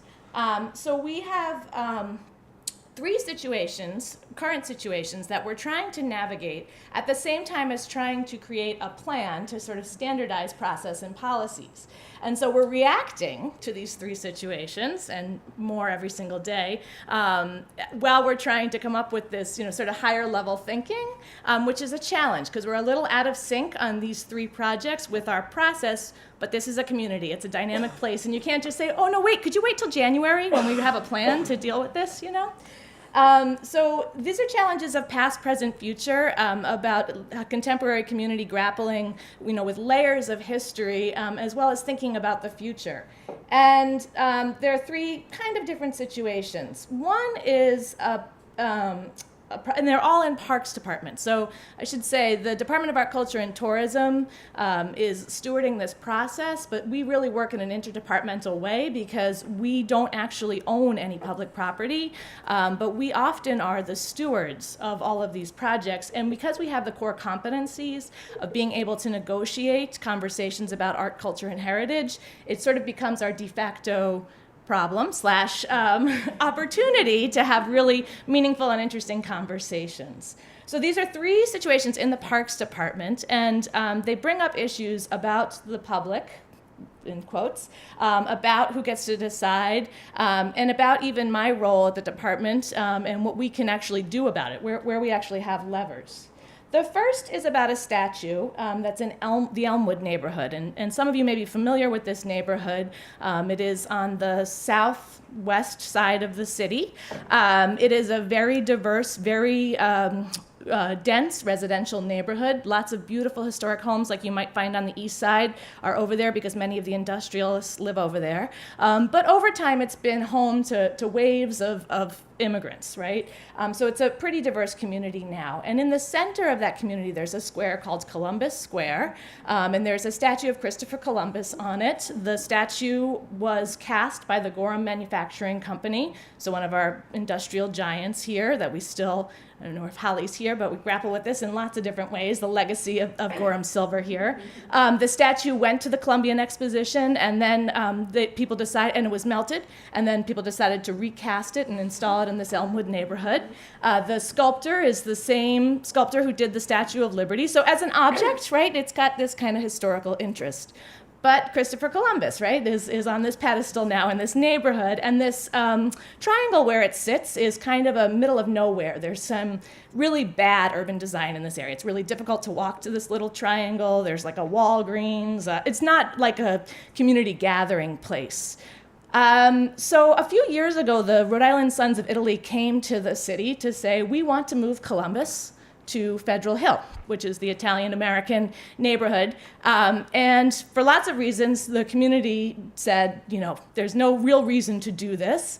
We don't think that this is going to solve the problem of Columbus's legacy, et cetera, et cetera. And the community that lives in Elmwood is actually rather proud of having this statue on some levels. Some of the community would rather see this go off view entirely. So this is an issue that was recently sort of highlighted because the statue was vandalized on Indigenous People / Columbus Day this year, right? So this conversation is at the forefront. Another area is H.P. Lovecraft. So there's a great sculptor in our town called Gage Prentice, and he has proposed and has designed a human-sized sculpture of H.P. Lovecraft to be installed at the Riverwalk, another site owned by Providence Parks. This is they've been granted permission to do a temporary installation for 5 years. Lovecraft, great figure for literature. Those of us who worked on the Pulp Fiction project know that those Lovecraft people, man, they come from all over to explore this stuff. Many of our community members not so excited about thinking about Lovecraft's, and his personal views.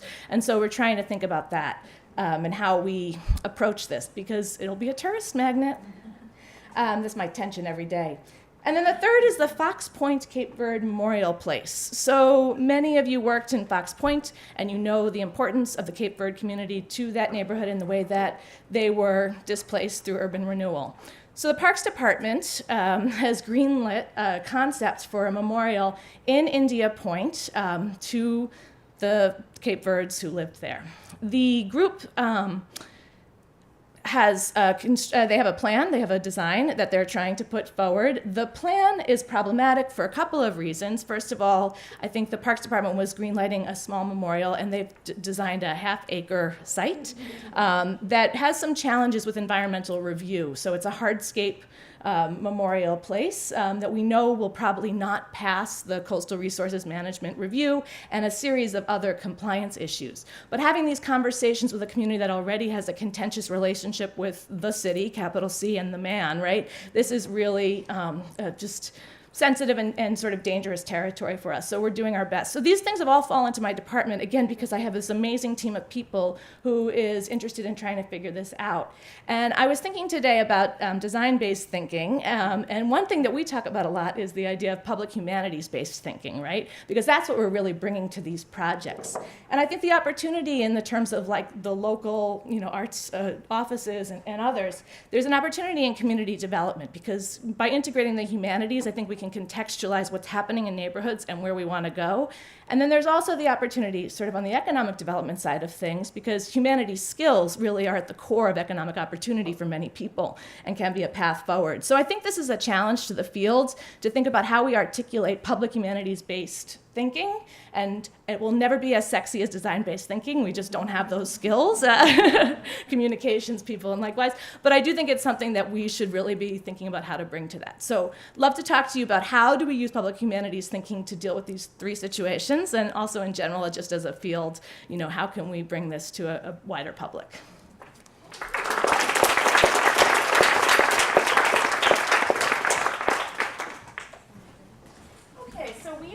Coffee and tea and water's back there, and so feel free to get some. On the table, you'll see there are little papers put down for future presenters. I thought since there's such a diversity of great presentations, if people want to get up and move around and find the presenter who just talked about a program you're particularly interested in or resonates with you, feel free to do that right now.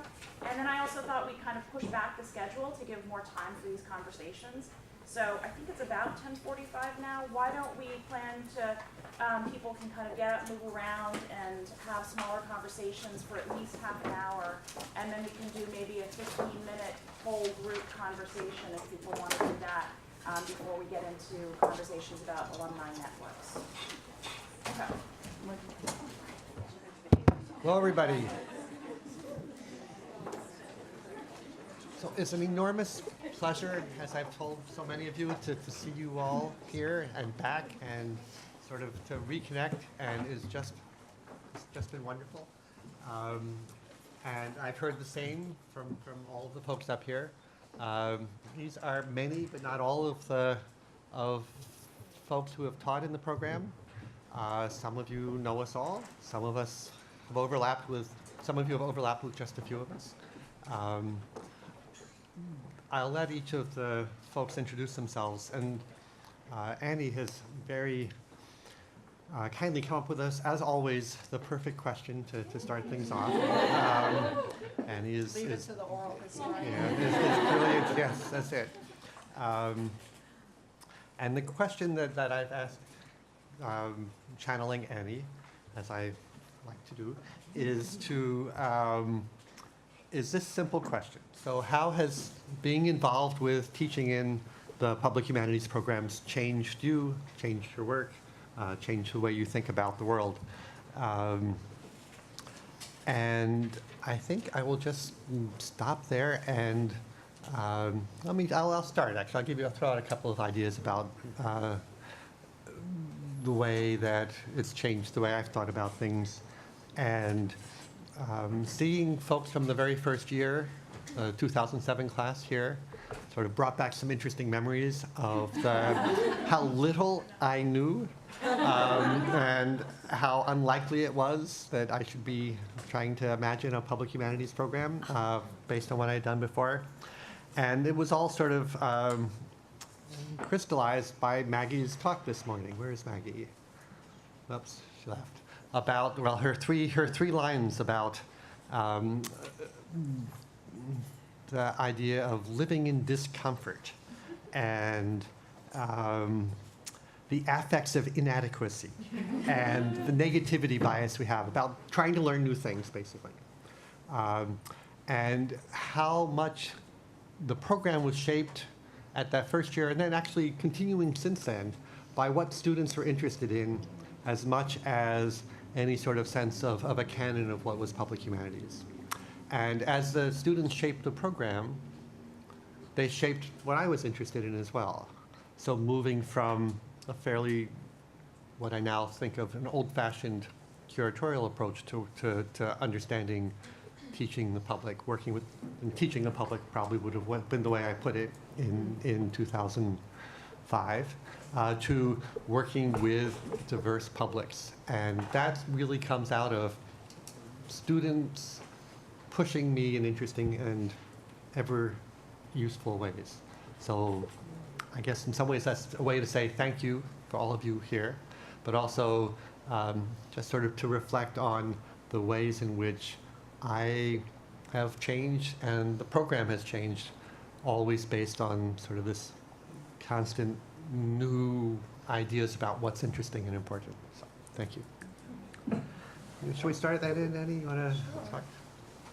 Hi, for those who don't know me, I'm Annie Volk, and I was here from 2007 until 2014, and I was initially Associate Director for Programs. I was Acting Director while Steve was on leave, and then I was Deputy Director, and I taught a number of different classes, the intro class, the methods class, and an oral history class that I taught fairly regularly. And for the last 3 years, that class was offered, co-taught with Holly, and focused around the Mashpog Pond area. Before that, the class was focused around Fox Point. So those of you who don't know me might be familiar with some of the materials that were generated by students in those classes.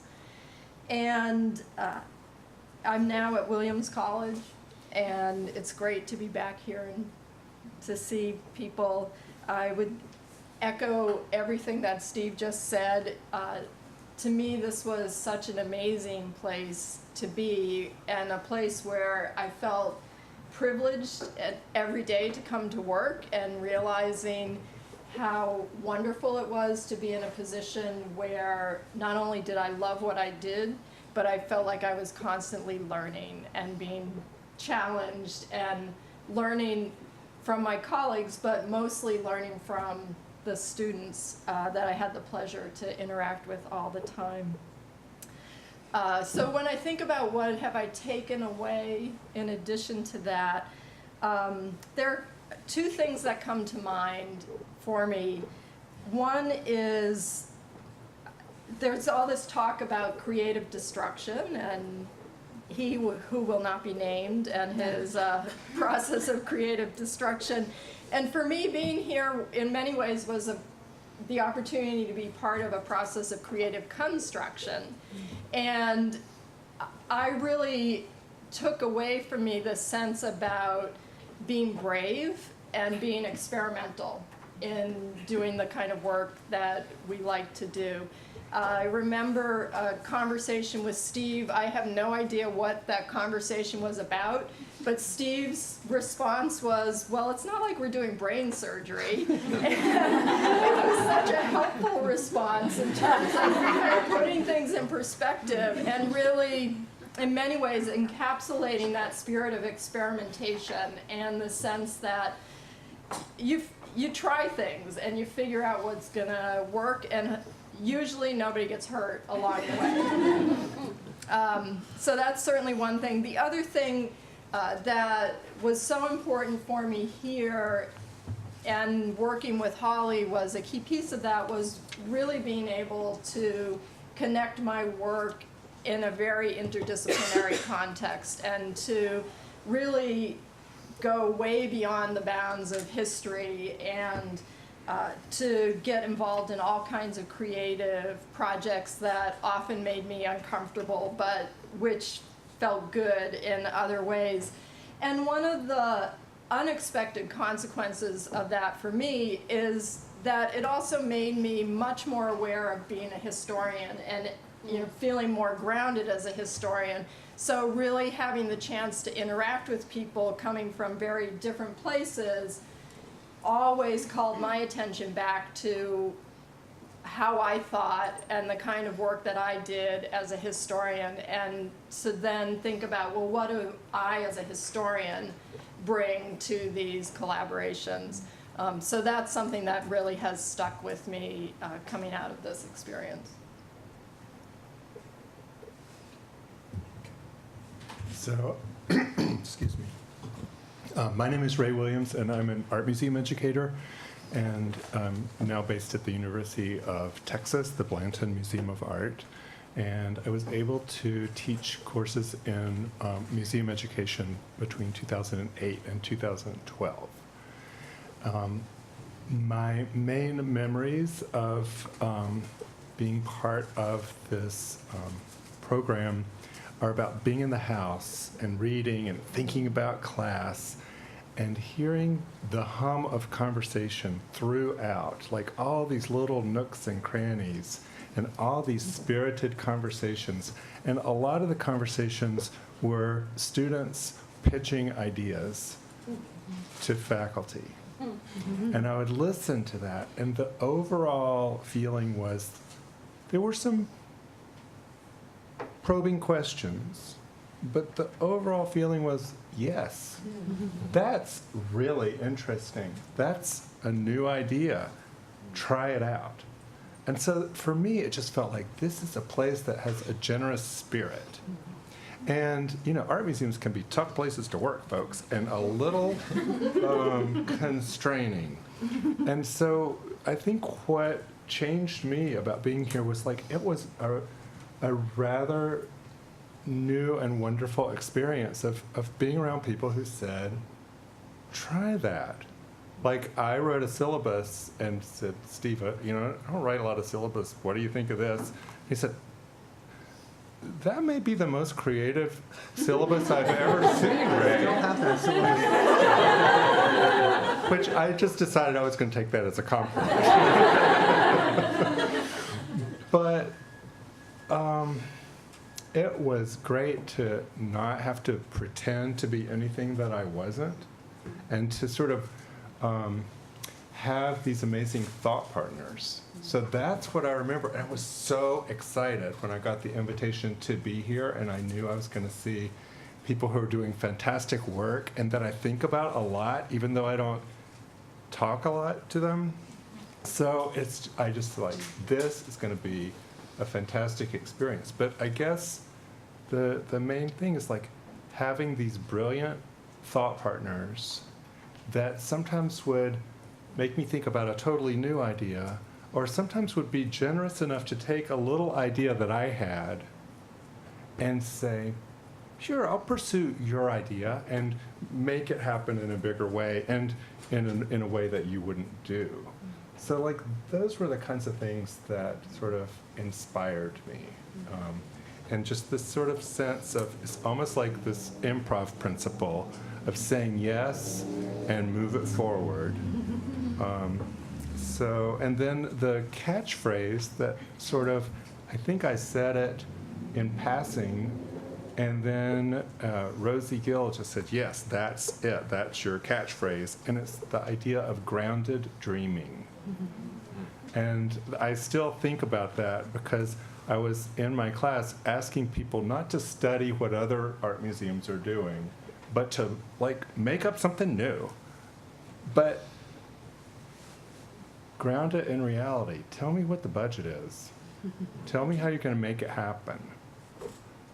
So pursuing passionate, innovative work with an eye to not wouldn't it be nice if, but here's how I'd write the grant to make that happen. Here's how I'd get that new audience engaged. So thank you.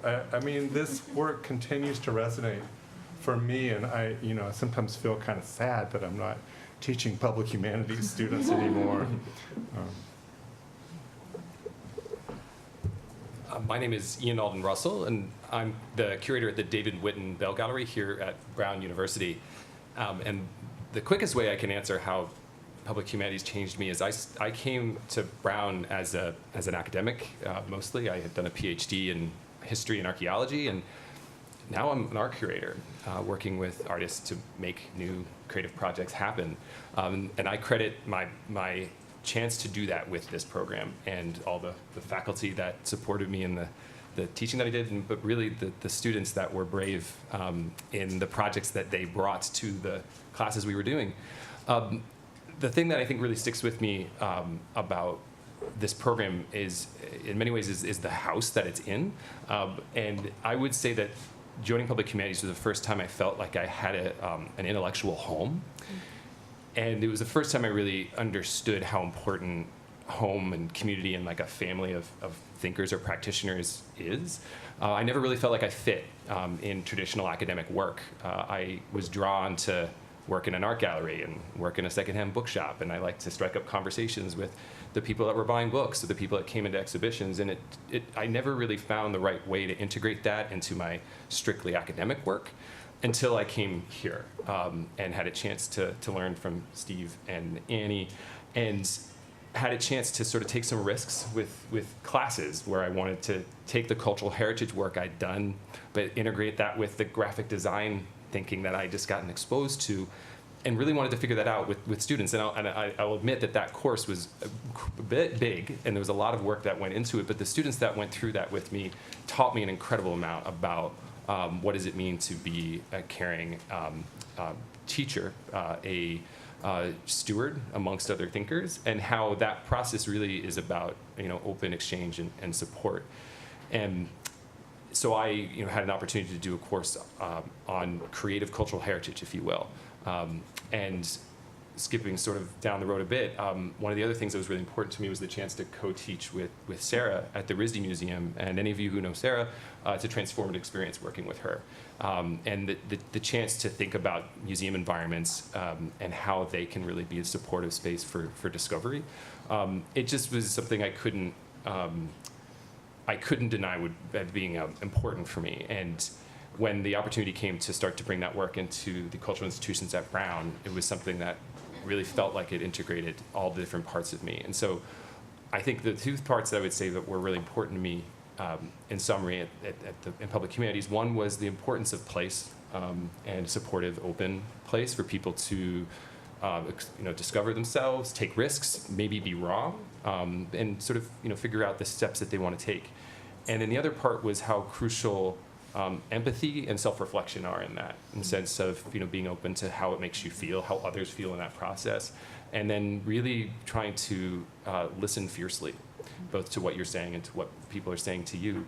And that's work that has stayed with me in every aspect of the work that I do. Every project that we do at the Bell Gallery, when I think about every conversation that I start to have with a guest or a visitor, that sort of the integrity of this program and the dignity that I think people really showed to each other is something that inspires me in every day that I work here. So many things have been said, but I think that one thing, so my name is Sarah, and I teach my connection with Public Humanities program, I would say, is manifold. It's students, it's faculty, but most particularly, it's a course I teach on museum interpretation practices, and it's so great to see so many eyes that I had spent so much time with. And I think one thing that distinguishes this course from others is that it's located in the museum rather than in the Public Humanities department.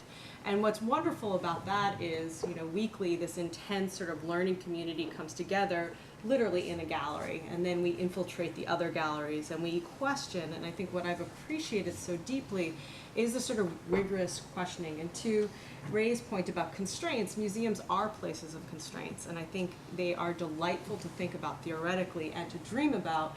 But then the question is, how do you ground that dreaming? And what I've really appreciated working with Public Humanities students, and I would say it's changed me, but more than anything, it's changed the way I work. And I would also say that it's changed the way the museum works. That rather than, to Steve's point, this idea of being a teacher and a disseminator of ideas, I think each year the more voices that we bring in, the more times the one object gets interpreted and reinterpreted and reinterpreted, that more voices sort of begin to accrue, and then that vector of knowledge sort of begins to shift. Rather than the institution sort of allowing things to go out, it's much more one of participation and camaraderie. And I would say that idea of camaraderie is something I deeply enjoy working with you, and I think that I was thinking this idea, so museums came about because, during the Enlightenment, but other things happened in the Enlightenment too, and so did this idea of doubt and skepticism.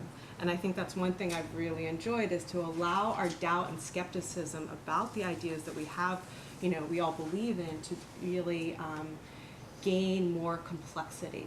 So I think that's another thing that I've really taken away. And then, though the years have gone by, I see the residue of the time we've spent together throughout the building that I work in, but also then out in the world. Countless things on our website or in the galleries, or a rewritten label, or a show that has begun to manifest, or some kind of participatory program has really been located in, I guess, the sort of studio type spirit of the classroom. So it's really a thank you, because I think I do my job better because of the work that I do with you. Right? Yeah.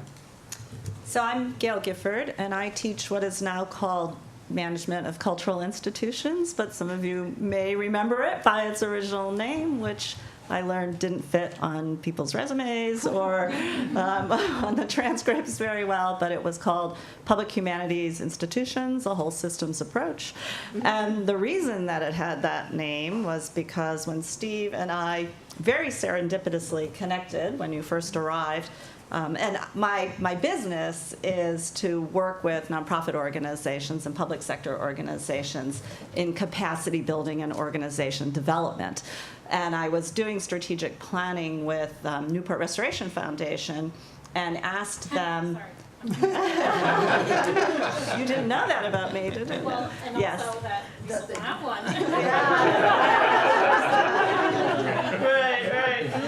So anyway, we started, and at the time I was either just stepping down or was still the board chair of the Rhode Island Council for the Humanities, and as Leah was saying, text-based reflective dialogue was something that was very important to us.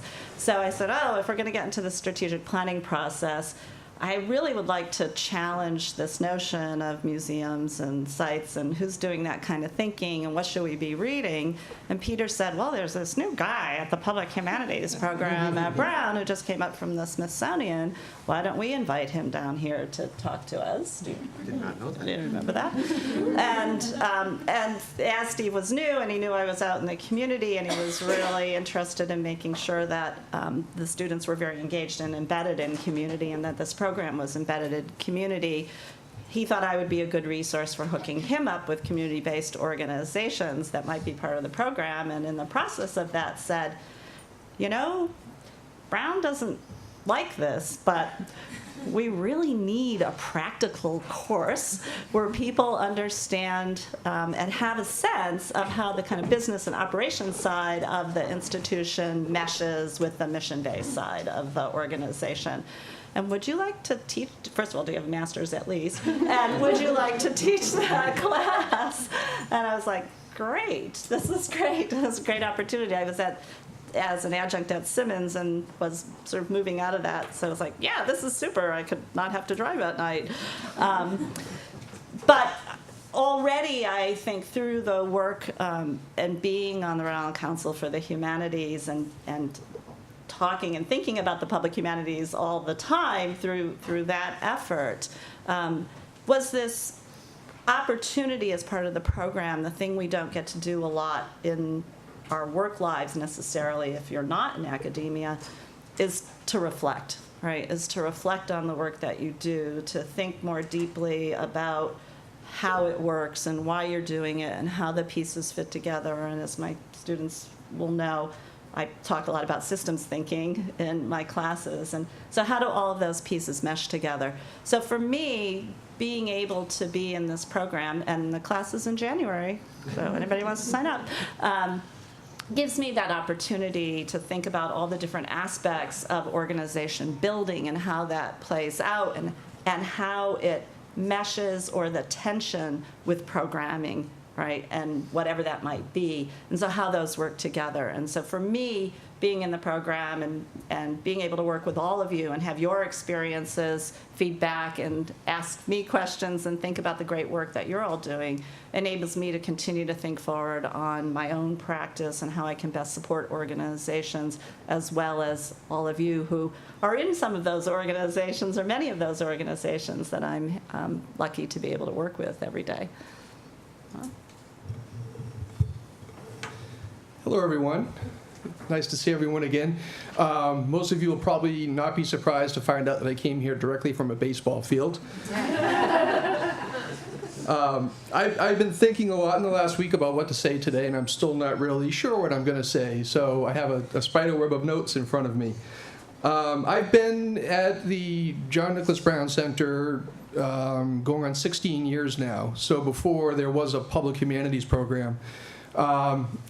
And so this is a chance to reflect on a lot of transformation, both for myself and for what has happened in that house. And Ian, I think you were the one who referred to it as a house, and that reminded me of when Steve first got to the center. I brought my son in for some reason, and I introduced him to Steve. And he's a very shy kid. He's 17 now, but he was around 5 then. He's still very shy. And as we walked away, he said to me, "Daddy, does that man live in this house?" And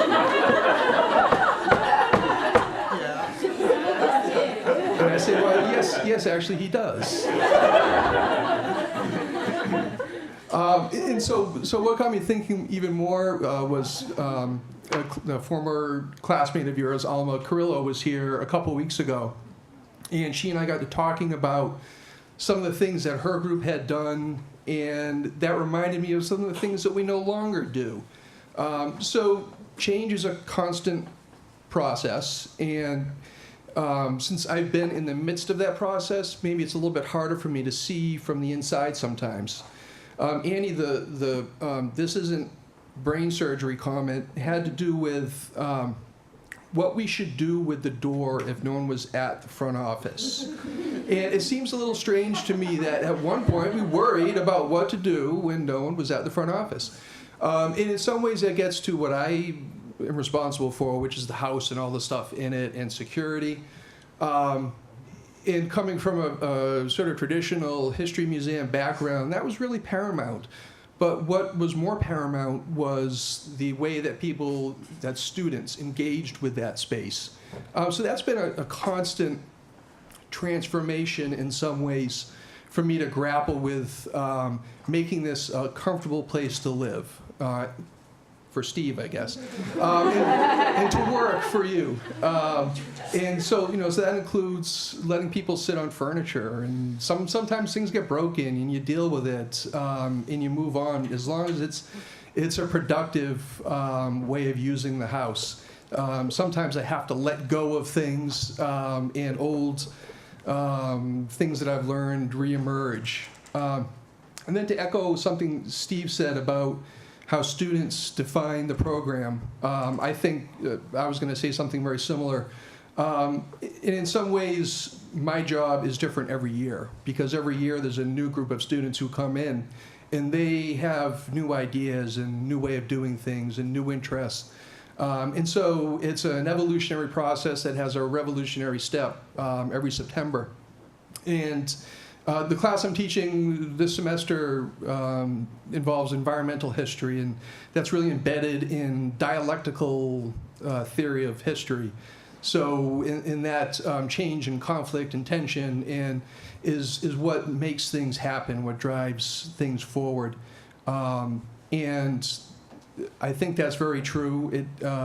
Sometimes it's harder to change than it is others. I think back of when Alma was here, and a lot of my time, especially in the spring, was spent with a tool belt around my waist, building exhibits, furniture for Birds and the Bees, or Pulp Fiction, or Fox Point. I still have that bar in my basement, by the way. And I think it took me a long time, so that's changed. Most of our exhibits now are guest curated. But maybe the biggest change for me was doing meant doing. It meant having a tool belt. And as my responsibilities have changed more towards working individually with students who want to work individually with publics, I've had to learn that thinking is also doing, that being thoughtful about the way things occur within this house and the way that we do things is just as important as wearing a tool belt. And that's a little hard for me still, because I'm a tool belt kind of guy in some ways. But I think it's maybe the most interesting way that I've reconceived things. Great. Any second thoughts? Hearing these other memories? Take it all back. Yeah. And it's not brain surgery, I guess. I forgot when I said that, but I do remember that conversation. Yeah, I can't believe you remember the Yeah. context. But let me open it up to you folks. I promised that I wouldn't have the folks in the front of the room talk too much, because that would not be the public humanities way. For us first years, I think there's a few of us, and particularly for the second class too, it often felt like no one knew what they were doing. And we were all sort of, as I joke around, making our own adventure. But it often felt like Brown didn't know what to do with us either. And so Still doesn't. But it seems now, watching as an alum from afar 10 years out, I'd love to hear, particularly for people still involved in the university, sort of how the evolution into one practical education, like Gail, if we didn't have your class, I would never know what a 990 was, because that's not something involved in my day job, but it's also critically important to know about when you work in an institution. So I'd just love to hear sort of those insights about how the view of our work is now sort of, particularly in our very sort of crazy world, is a more important part of the whole Brown universe. I'll say a little bit about that. Brown has changed a lot in 10 years. When Gail came to teach, it was sort of shocking that you would do something that sounded like a business course, and we couldn't use the word management at first. And it had to have this sort of fancy title that no one could understand, because if it said nonprofit management, which is what it always was, Brown would have said, no, that's not the sort of course you can teach. And now, of course, Brown is desperately adding executive master's programs in every kind of management, and entrepreneurship is all of the rage at Brown. And there are probably a half dozen departments that teach things that look like business school type courses. So that's a big change Brown has made. I don't think that we can take any credit for that. That is sort of the world is changing, and Brown slowly changes to catch up. But it is, you're absolutely right in your sense that we didn't know what we were doing when we started. There is no, there's nothing else like it at the time. Still really nothing else like it. And because of the odd setup of the John Nicholas Brown Center with its own endowment and its own building, we could get away with a whole lot that other programs could never do. And so that's the other sort of piece of it, which comes with its downside as well, which is that it's harder to connect back to Brown if they sort of don't pay attention to what you're doing either. That's an ongoing challenge. Oh, no, just turning the microphone. Julia, you're over there. Hi. I don't. Can I just speak loudly with the microphone near me? Is that allowed? I wanted to echo what Ray said, which is, okay, great. Hi. I wanted to echo what Ray said, which reminded me of one of the most important values for me when I was in the program that I'd forgotten that I used to tell people about the program, which is that it felt like everybody was saying yes, and especially Steve would say yes, or interesting, which sometimes meant yes, sometimes meant no, but usually had an yes somewhere in there. And that was just such an unusual and rare part of the program that I hope that is continued, and that everybody has a chance to feel that, because I think that it allowed for all that experimentation and creative growth. So thank you, Ray, for reminding me that was such a big thing. The other thing is that seeing all of you reminds me about, and the question, Kristen, you had about how the program connects to Brown's strategic goals or the university's values or whatever. It strikes me that you kind of all reflect the kinds of topics that I was interested in pursuing.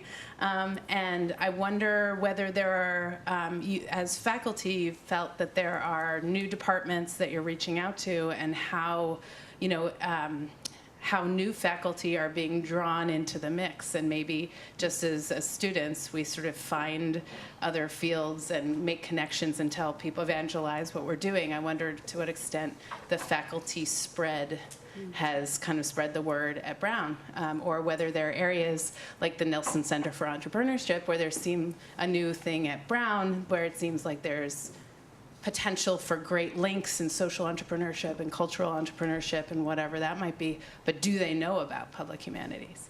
So that's my comment and question. That's a great question. I'm really not the person to answer since I'm no longer doing that kind of thing. I don't know, Jim, if you want to say a word about that, or... It feels weird since I'm not up there. Or we can keep it we can keep it historical if you want, and not try to talk about contemporary stuff. No, I don't mind talking about. I think just echoing what you said a while ago, Steve, that Brown has changed a lot in the last 10 years, and that there are these new programs. I think I can say that one of the reasons that I am sitting here today and is serving as director is because Brown wants, on one hand, to connect the center to faculty across a broader range of departments. So it's mostly been American Studies, and I'm not in American Studies, I'm in the English department, so that's one way of reaching out. I can say that part of my goal and mission this year is to try to connect Julie with exactly some of the different new initiatives that are going on in various parts of Brown. It is a challenge because while Brown has changed, and there are these new entrepreneurial and much different kind of not quote-unquote traditional academic, public humanities is still really different. And Brown, as again, just echoing Steve again, Brown's not exactly sure what to do with this. And but when I tell people, and when I go on my mission to other departments and programs and centers and et cetera, and when I talk to faculty, a large number of them, when I engage with them, want to get connected, want to hear more, so I think there is a lot of hope for the future to, no university, even though it seems like it because we move at a glacial pace, no university is static. And Brown is moving, and the center is going to move too. But I think what's great is I think as we move, we become even more what we want to be, and at least that's been my experience. I don't know if that answers your question. I don't know. Okay. Yeah. So let me ask a question about maybe just open this to the audience. So all of you alumni. How has the program changed you? Has it changed how you thought about things? How you behave in the world? Or if we've had no effect, we should just shut it down. I mean, I think that this culture, I think a lot of the conversation that's happened along the, a lot of the conversation that's happened among the alumni is about, in the last day and a half or so, has been about kind of running into institutional cultures once we get into the field, because it's so different than the institutional culture that is the public humanities center. And I would say that one thing is like, just be a node. I've ended up at a place that has a lot of similar institutional values, like risk taking. I always talk about our yes and culture, and trying weird shit, like take people out to read poetry on kayaks and see what happens, right? And that is really rare and really hard, but like, you guys were a great model for the kind of institutional culture that I want to be a part of, and that part of my career growth and responsibility in leadership is helping foster that kind of culture at whatever institution I end up at. And I'll also just say, like, I came in thinking I was a history person, and I became an interdisciplinary person. I didn't know how valuable that would be when I signed up for the program. And I also want to say, like, Ray, and I'm going to not be able to not cry, but like Gail and Steve in particular, your guys' classes were just, help me think about this work, and this is the worst. I'm the worst at this. I've gotten really old, but I just want to say you guys were really foundational thinkers for helping me balance the practical and the theoretical, and I hope that remains a part of the program, is always that balance of theory and practice. And sometimes I worry that it's going to get too academic, and so making sure you have people like Steve and Gail and Ray that have done this work in the real world is really important. Okay. Sorry. This is like all women, right? So it's okay.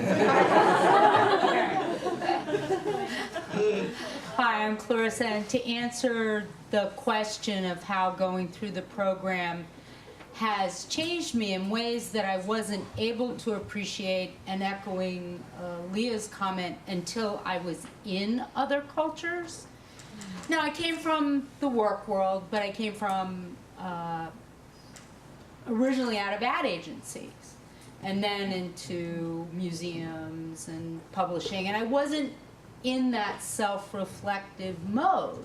And so that has changed the ability for me to think about my work and my own journey as a person and a professional.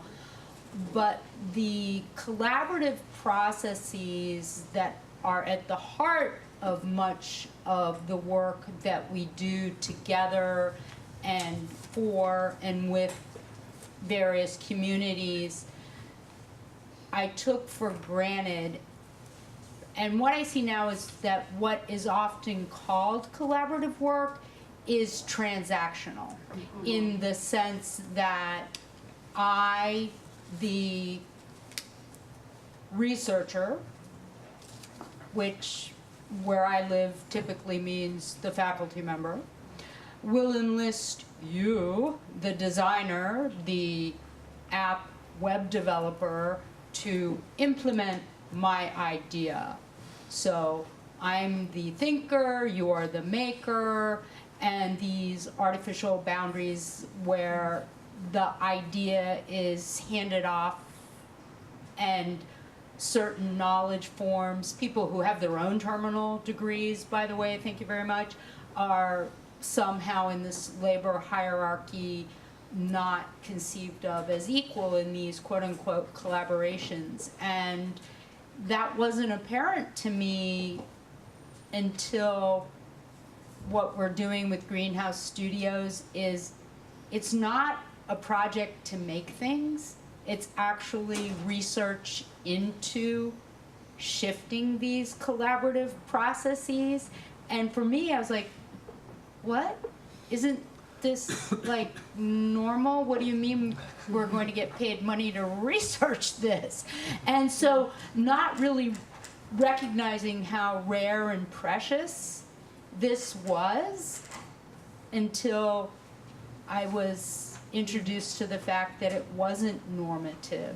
And so thinking of ways, the folks who are talking about how we, in our identity as public humans, take that into any endeavor, and what that means in terms of the kind of ethics and questions that we bring to the work, and how are we therefore successful, not because we have the job that looks like the one you're quote unquote supposed to get.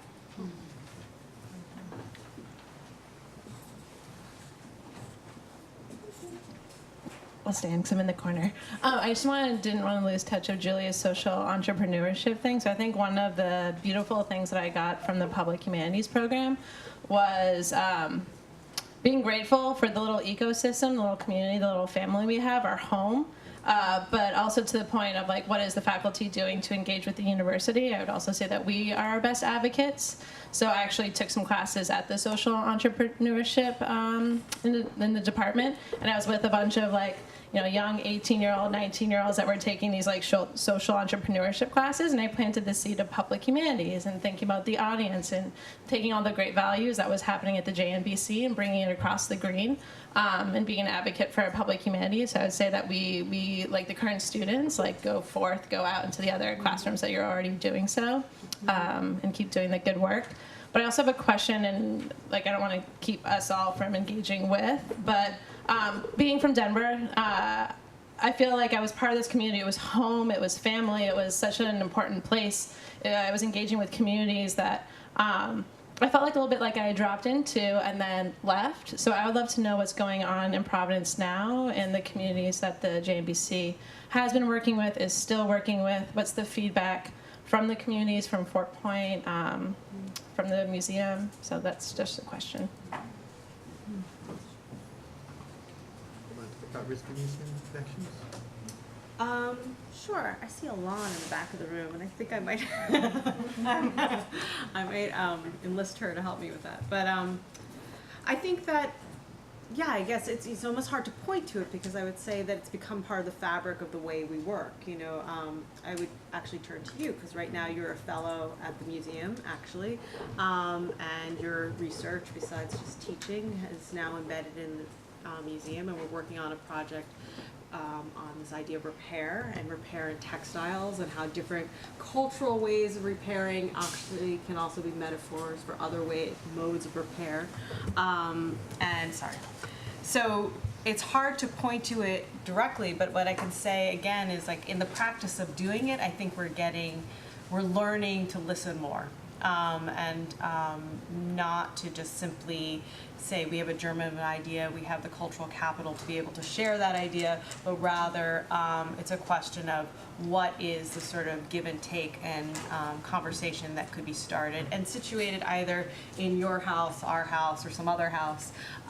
So I think that's one way in which we're thinking about it. And actually, if I look down, the row and through in the audience, I can come up with many, many ways of collaboration. And I actually think it's often those very tiny ones that have the greatest impact rather than the large initiatives that, become really rigid. So maybe this is a systems thing that I don't know the word for, but I'm finding that it's the small relationships that are true relationships and authentic relationships that then there's freedom in the true collaboration that both might blossom in its way, and it's how you sort of support one another. So that's not specifics, that's more, but I don't know, others might have other thoughts about that. I just wanted a couple of things that have been going through my mind with the last few comments. One is really to Clarissa's point. You said you're talking about collaborations, real collaborations, and that spirit not being normative. And I would say within institutional cultures in higher ed, in fact, it's pretty subversive. Yeah. So it's more than not normative. And because to me, and maybe this is coming at this as an oral historian, I think about collaboration in a particular way absolutely as this relationship building process. And I also think about it as having at its heart a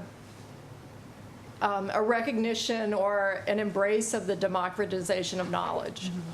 And you don't do oral history unless you feel like the person you're interviewing is going to be able to teach you something.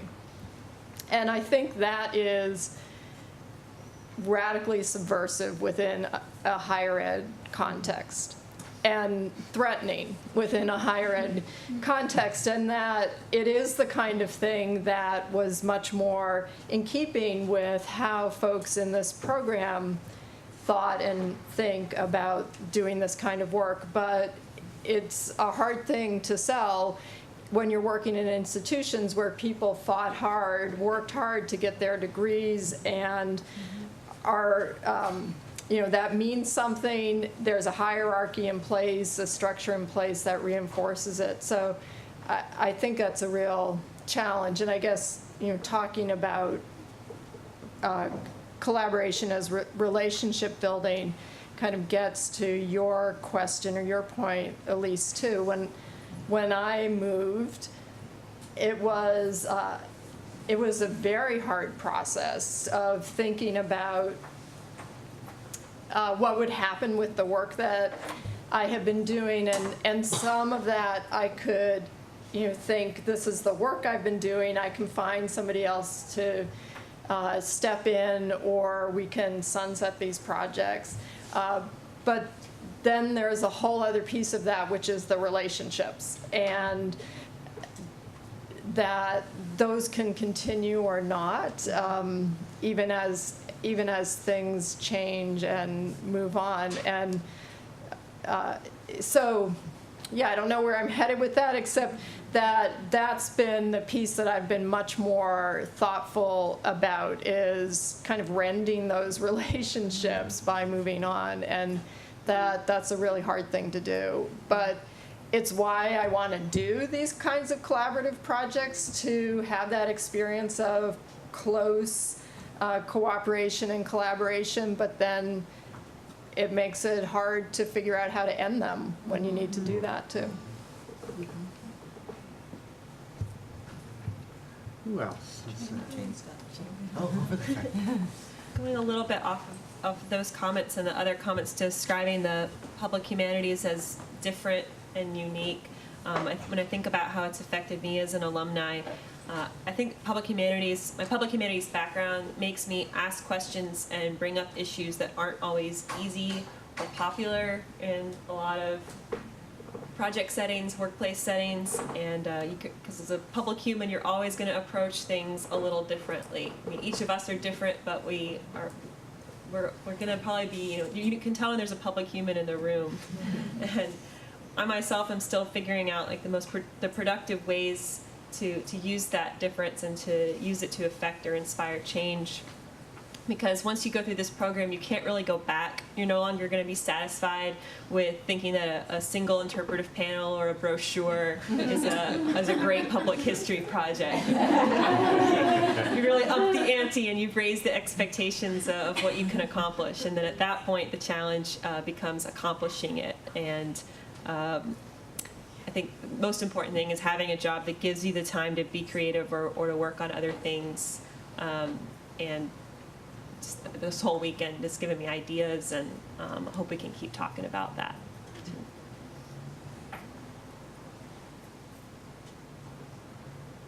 Who else? Do I just call on people like intro?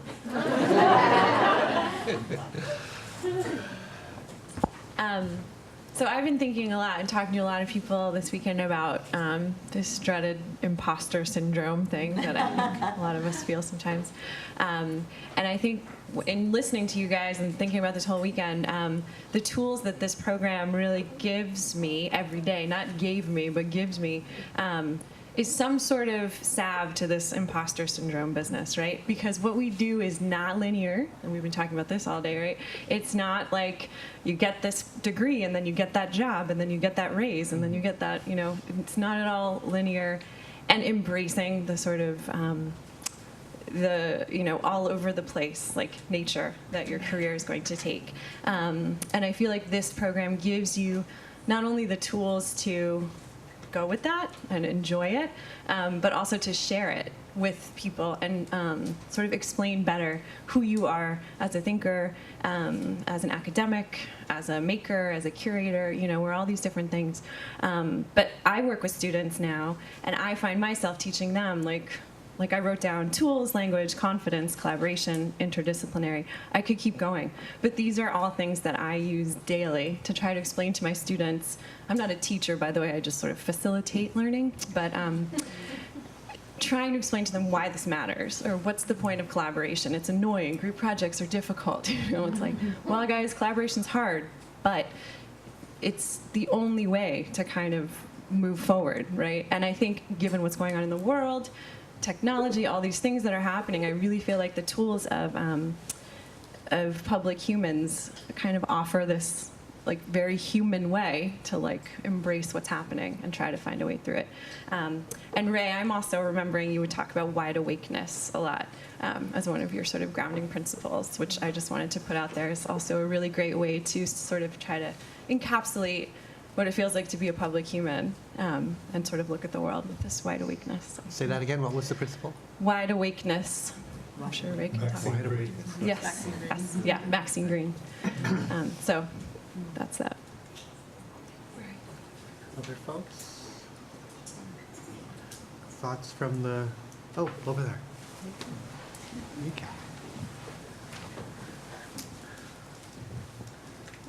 So Emily and I were discussing this over over lunch, and I kind of wanted to ask the larger room, given how much criticality there is in every aspect of public humanities and how productive that can be and how innovative that can be, but also how paralyzing that can be, and how, I guess my question is, how do you gauge your own success, and how do you let yourself feel like you did a good job but continue to be motivated and not complacent to like continue and hone your craft? Gail's class. Figure out the impact you're trying to make, and then you work backwards. Figure out the outcomes, and you can find your tiny little outcomes that you're going to do, and you know you're getting there. And I'm kidding, but I'm not. I mean, figuring out like, did you make any change at all, and are you headed in the right direction? Do you know what your purpose is? That's the best you can do. Like, are you aligned there? So, take those questions. Yeah. Hey, I'm just gonna. Well, something that Ray and I were talking about at lunch was growth mindset, and how it's like jargon, but I like what's behind it. And so, first of all, about the criticality, I'm in a position now where I do all my creative work alone, and I hate it. I hate not having someone being like, pushing back. It makes a better program. But I think also, in that respect, like, a great program, I feel like the field is so creative, it changes so fast. So what's a great program one day is like, meh, like it's old news like 4 years later. And it's just this knowledge that it's just the constant growing. And I think just the constant push and adaptability, I think is kind of how I deal with that. I don't know. And I think I definitely got that from this program. Mm-hmm.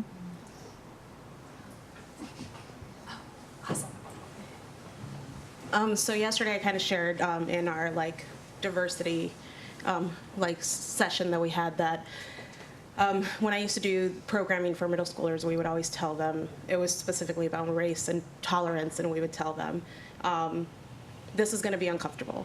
If you are not uncomfortable with what you are doing, you are not pushing yourself. If you find yourself feeling like I'm rocking this, you need to do more. Like that's really, you have to ask yourself like, okay, what more can I do? How can I be uncomfortable? How can I be taking a little bit more on? The other thing is to always just consider like progress, like a step forward is very important because it's getting you closer to that.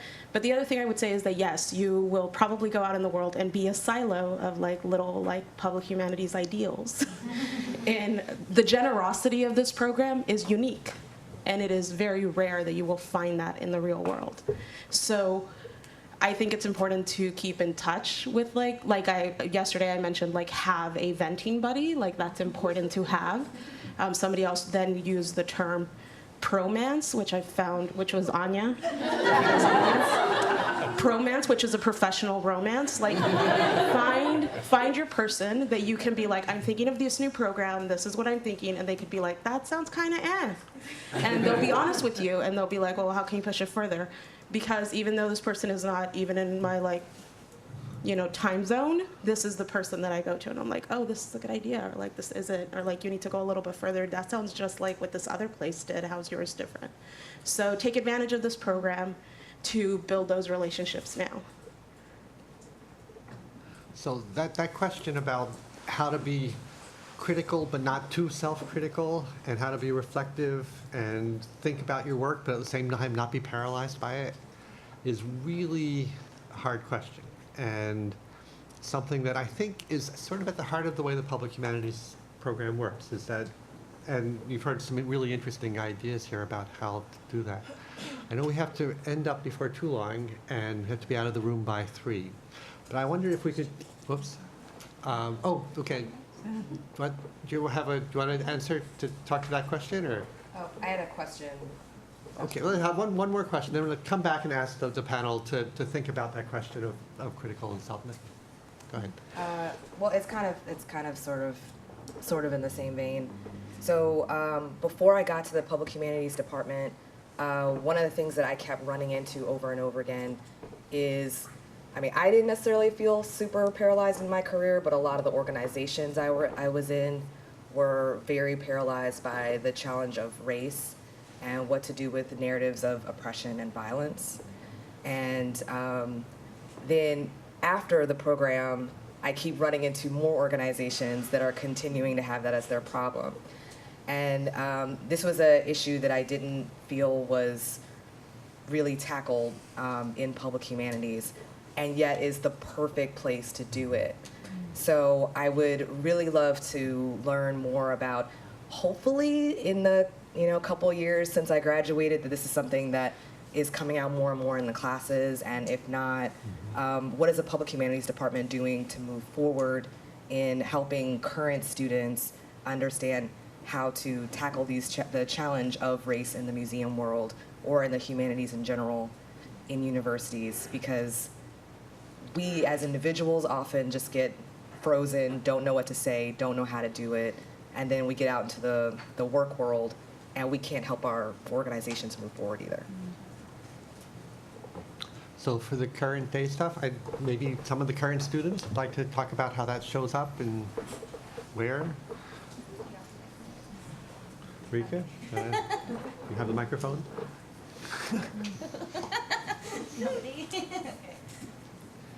It's clearly something that the university is thinking a lot about. Brown is worth focusing on a lot.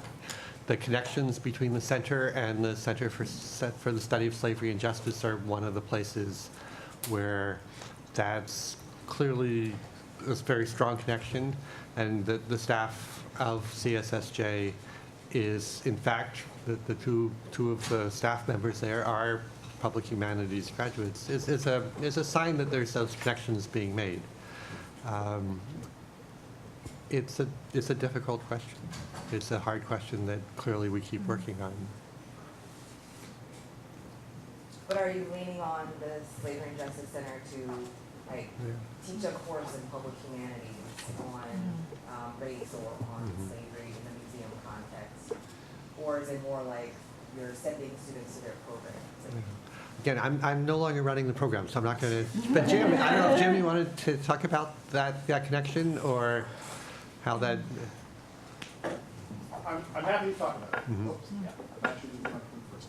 So this is a great question, and I think it's one of the, the question of practicality or practice and theory is a crucial question that is always being negotiated. This is I don't know if I want to hierarchize the question, but it's a crucial question. Here's the caveat that I have to make is that since I'm new, I don't know the answers about what exactly was done in the past, and I'm just learning about what's going on now. But for instance, there's now a new, so your question about, which I think is also really an excellent one, about are we just essentially, outsourcing the issues? And I don't think we are. We have a course on decolonization in in Public Humanities that's been running and is very successful. We have new fellowships for students in the program, and one of the things we've been working on is finding mentors for those people and trying to use those mentors to also then teach courses. So I think we're trying to make progress in that regard, but to be perfectly frank, and this is just me talking, I think we have to make more.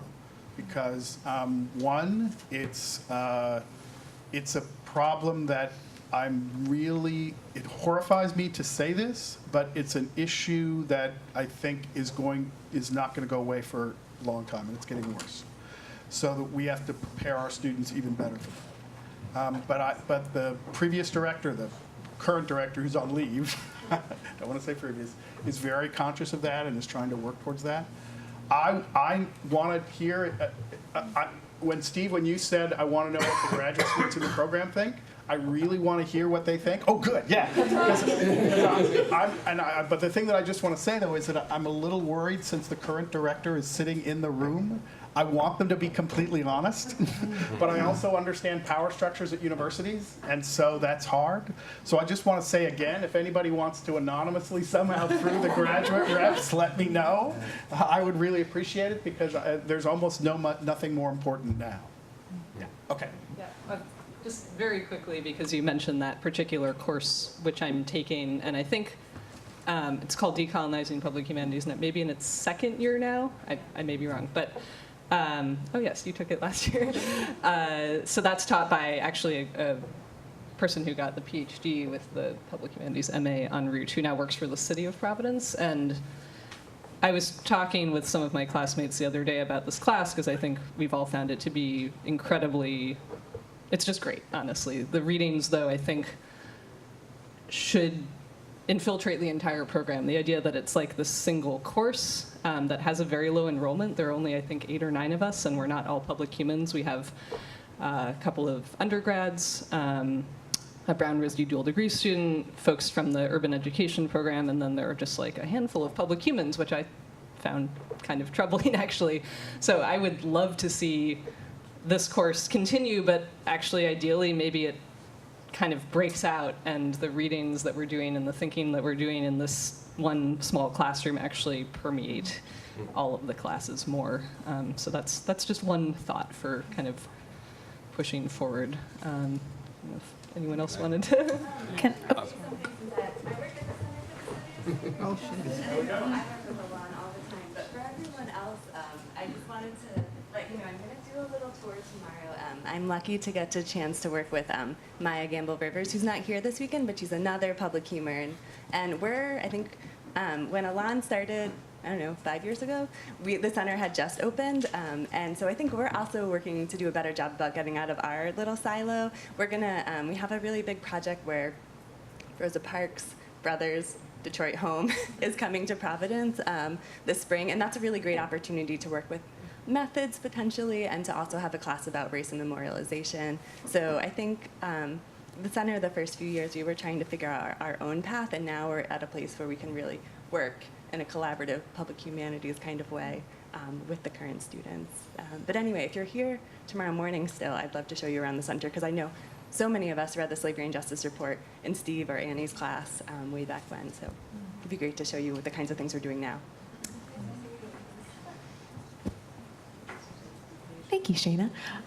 I mean, I want to tie 2 things together. One is echoing Elisa's comment about working with the community, and I'm going to tie this back in to talking about race, is that I think Brown, when I was here, this program was really great about engaging with Providence. And as a result, I love Providence. I feel really deeply about this city. And I feel like working with Fox Point, race is a component there, but it really became a conversation about class. And hearing Stephanie talk earlier about some of the things you're working on right now, I mean, there's one thing to be talking about these issues in an academic context, but particularly at Brown, and even particularly in public humanities, these contexts are academic, they're removed, and it's usually with a group that's mostly white and mostly privileged. And I think there's no replacement for actually engaging with the community and actually working on real problems and getting that discomfort level.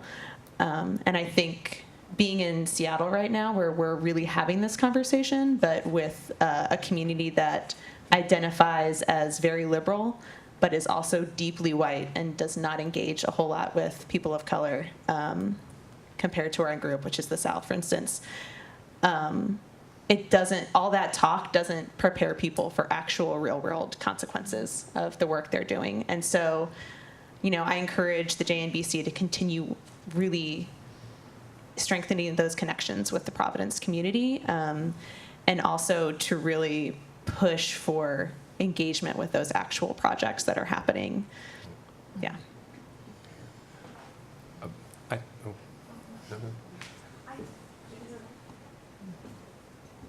I thought I would share too quickly, because I think people have asked a few times wondering about things that are happening at the center right now.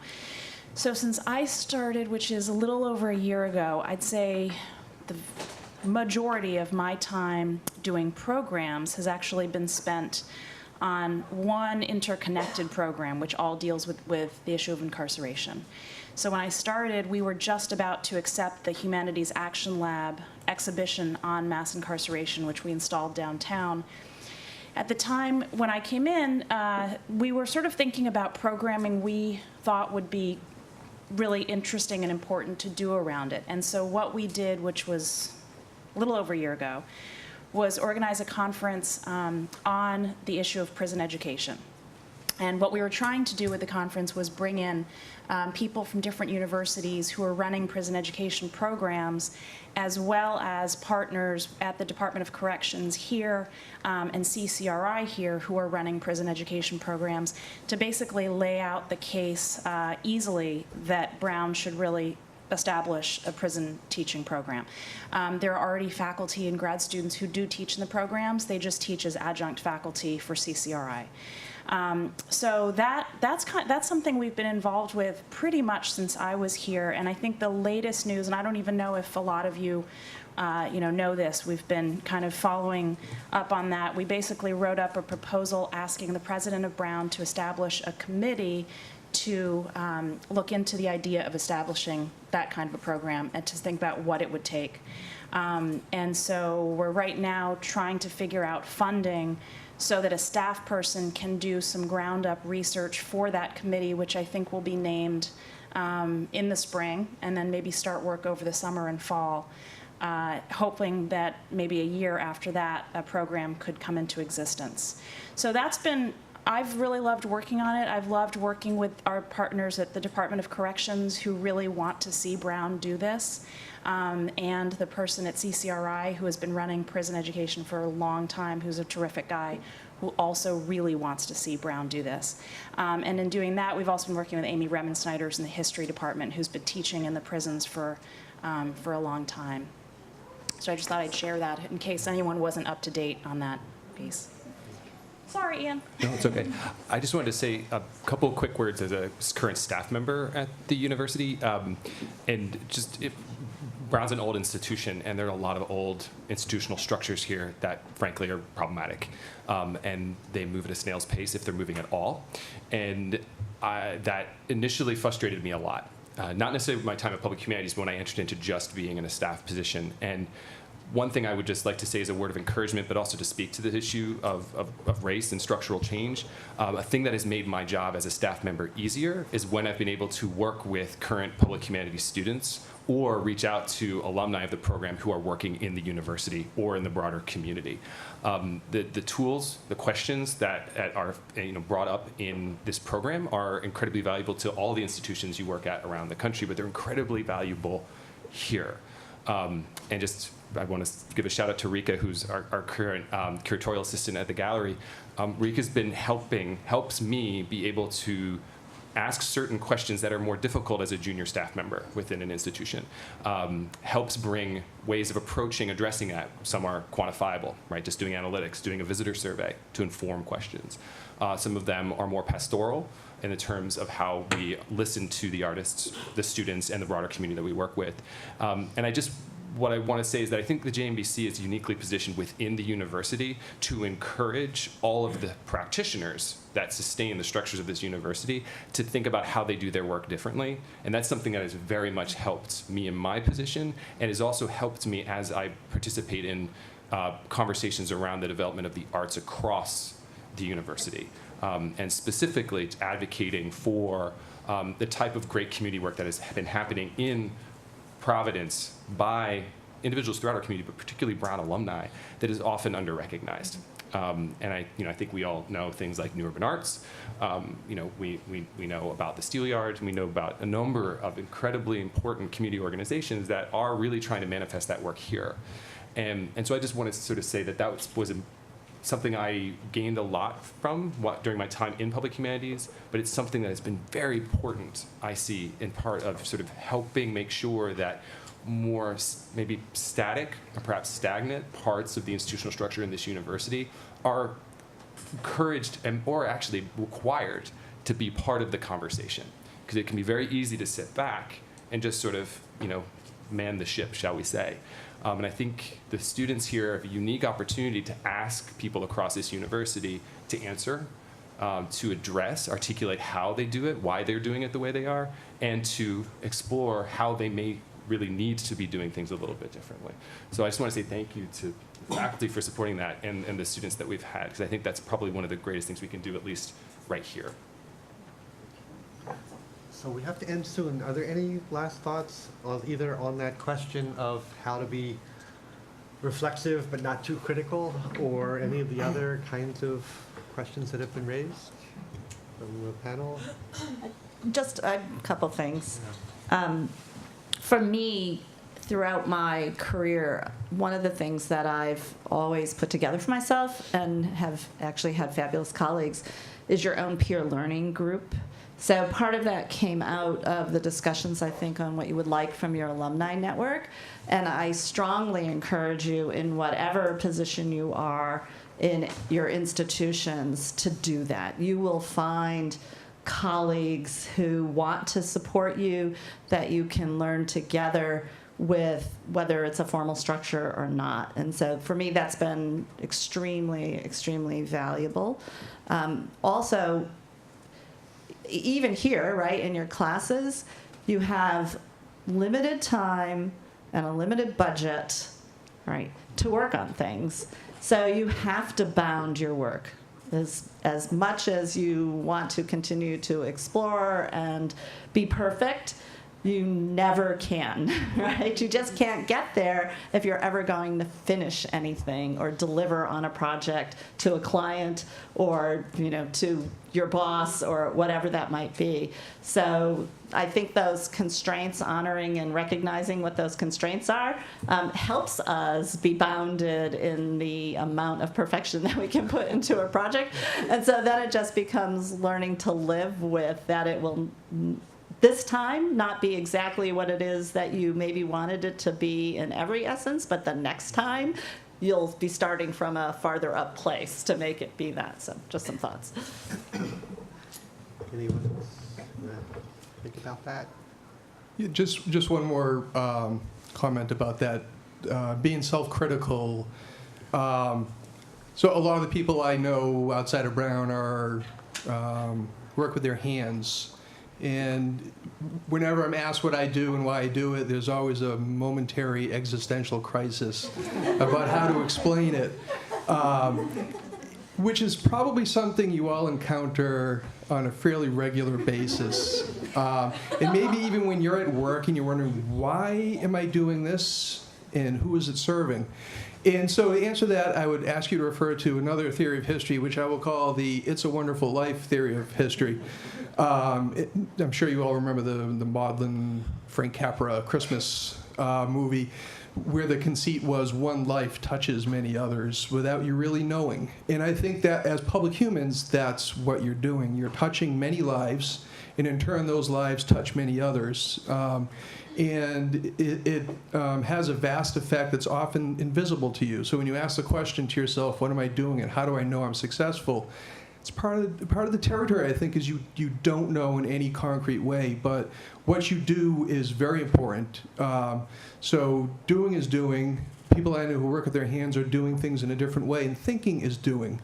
You're all doing something, and that's what you need to remind yourself of anytime you have that little existential crisis. And on that note, I think Marissa, we're supposed to be out of here right away, is that correct? Yeah. Marissa told me it had to be out of here by 3, so I wanted to cut it off there. Okay. And so the next step is back to the JNBC. Thank you all very much, and especially thank you for the panel.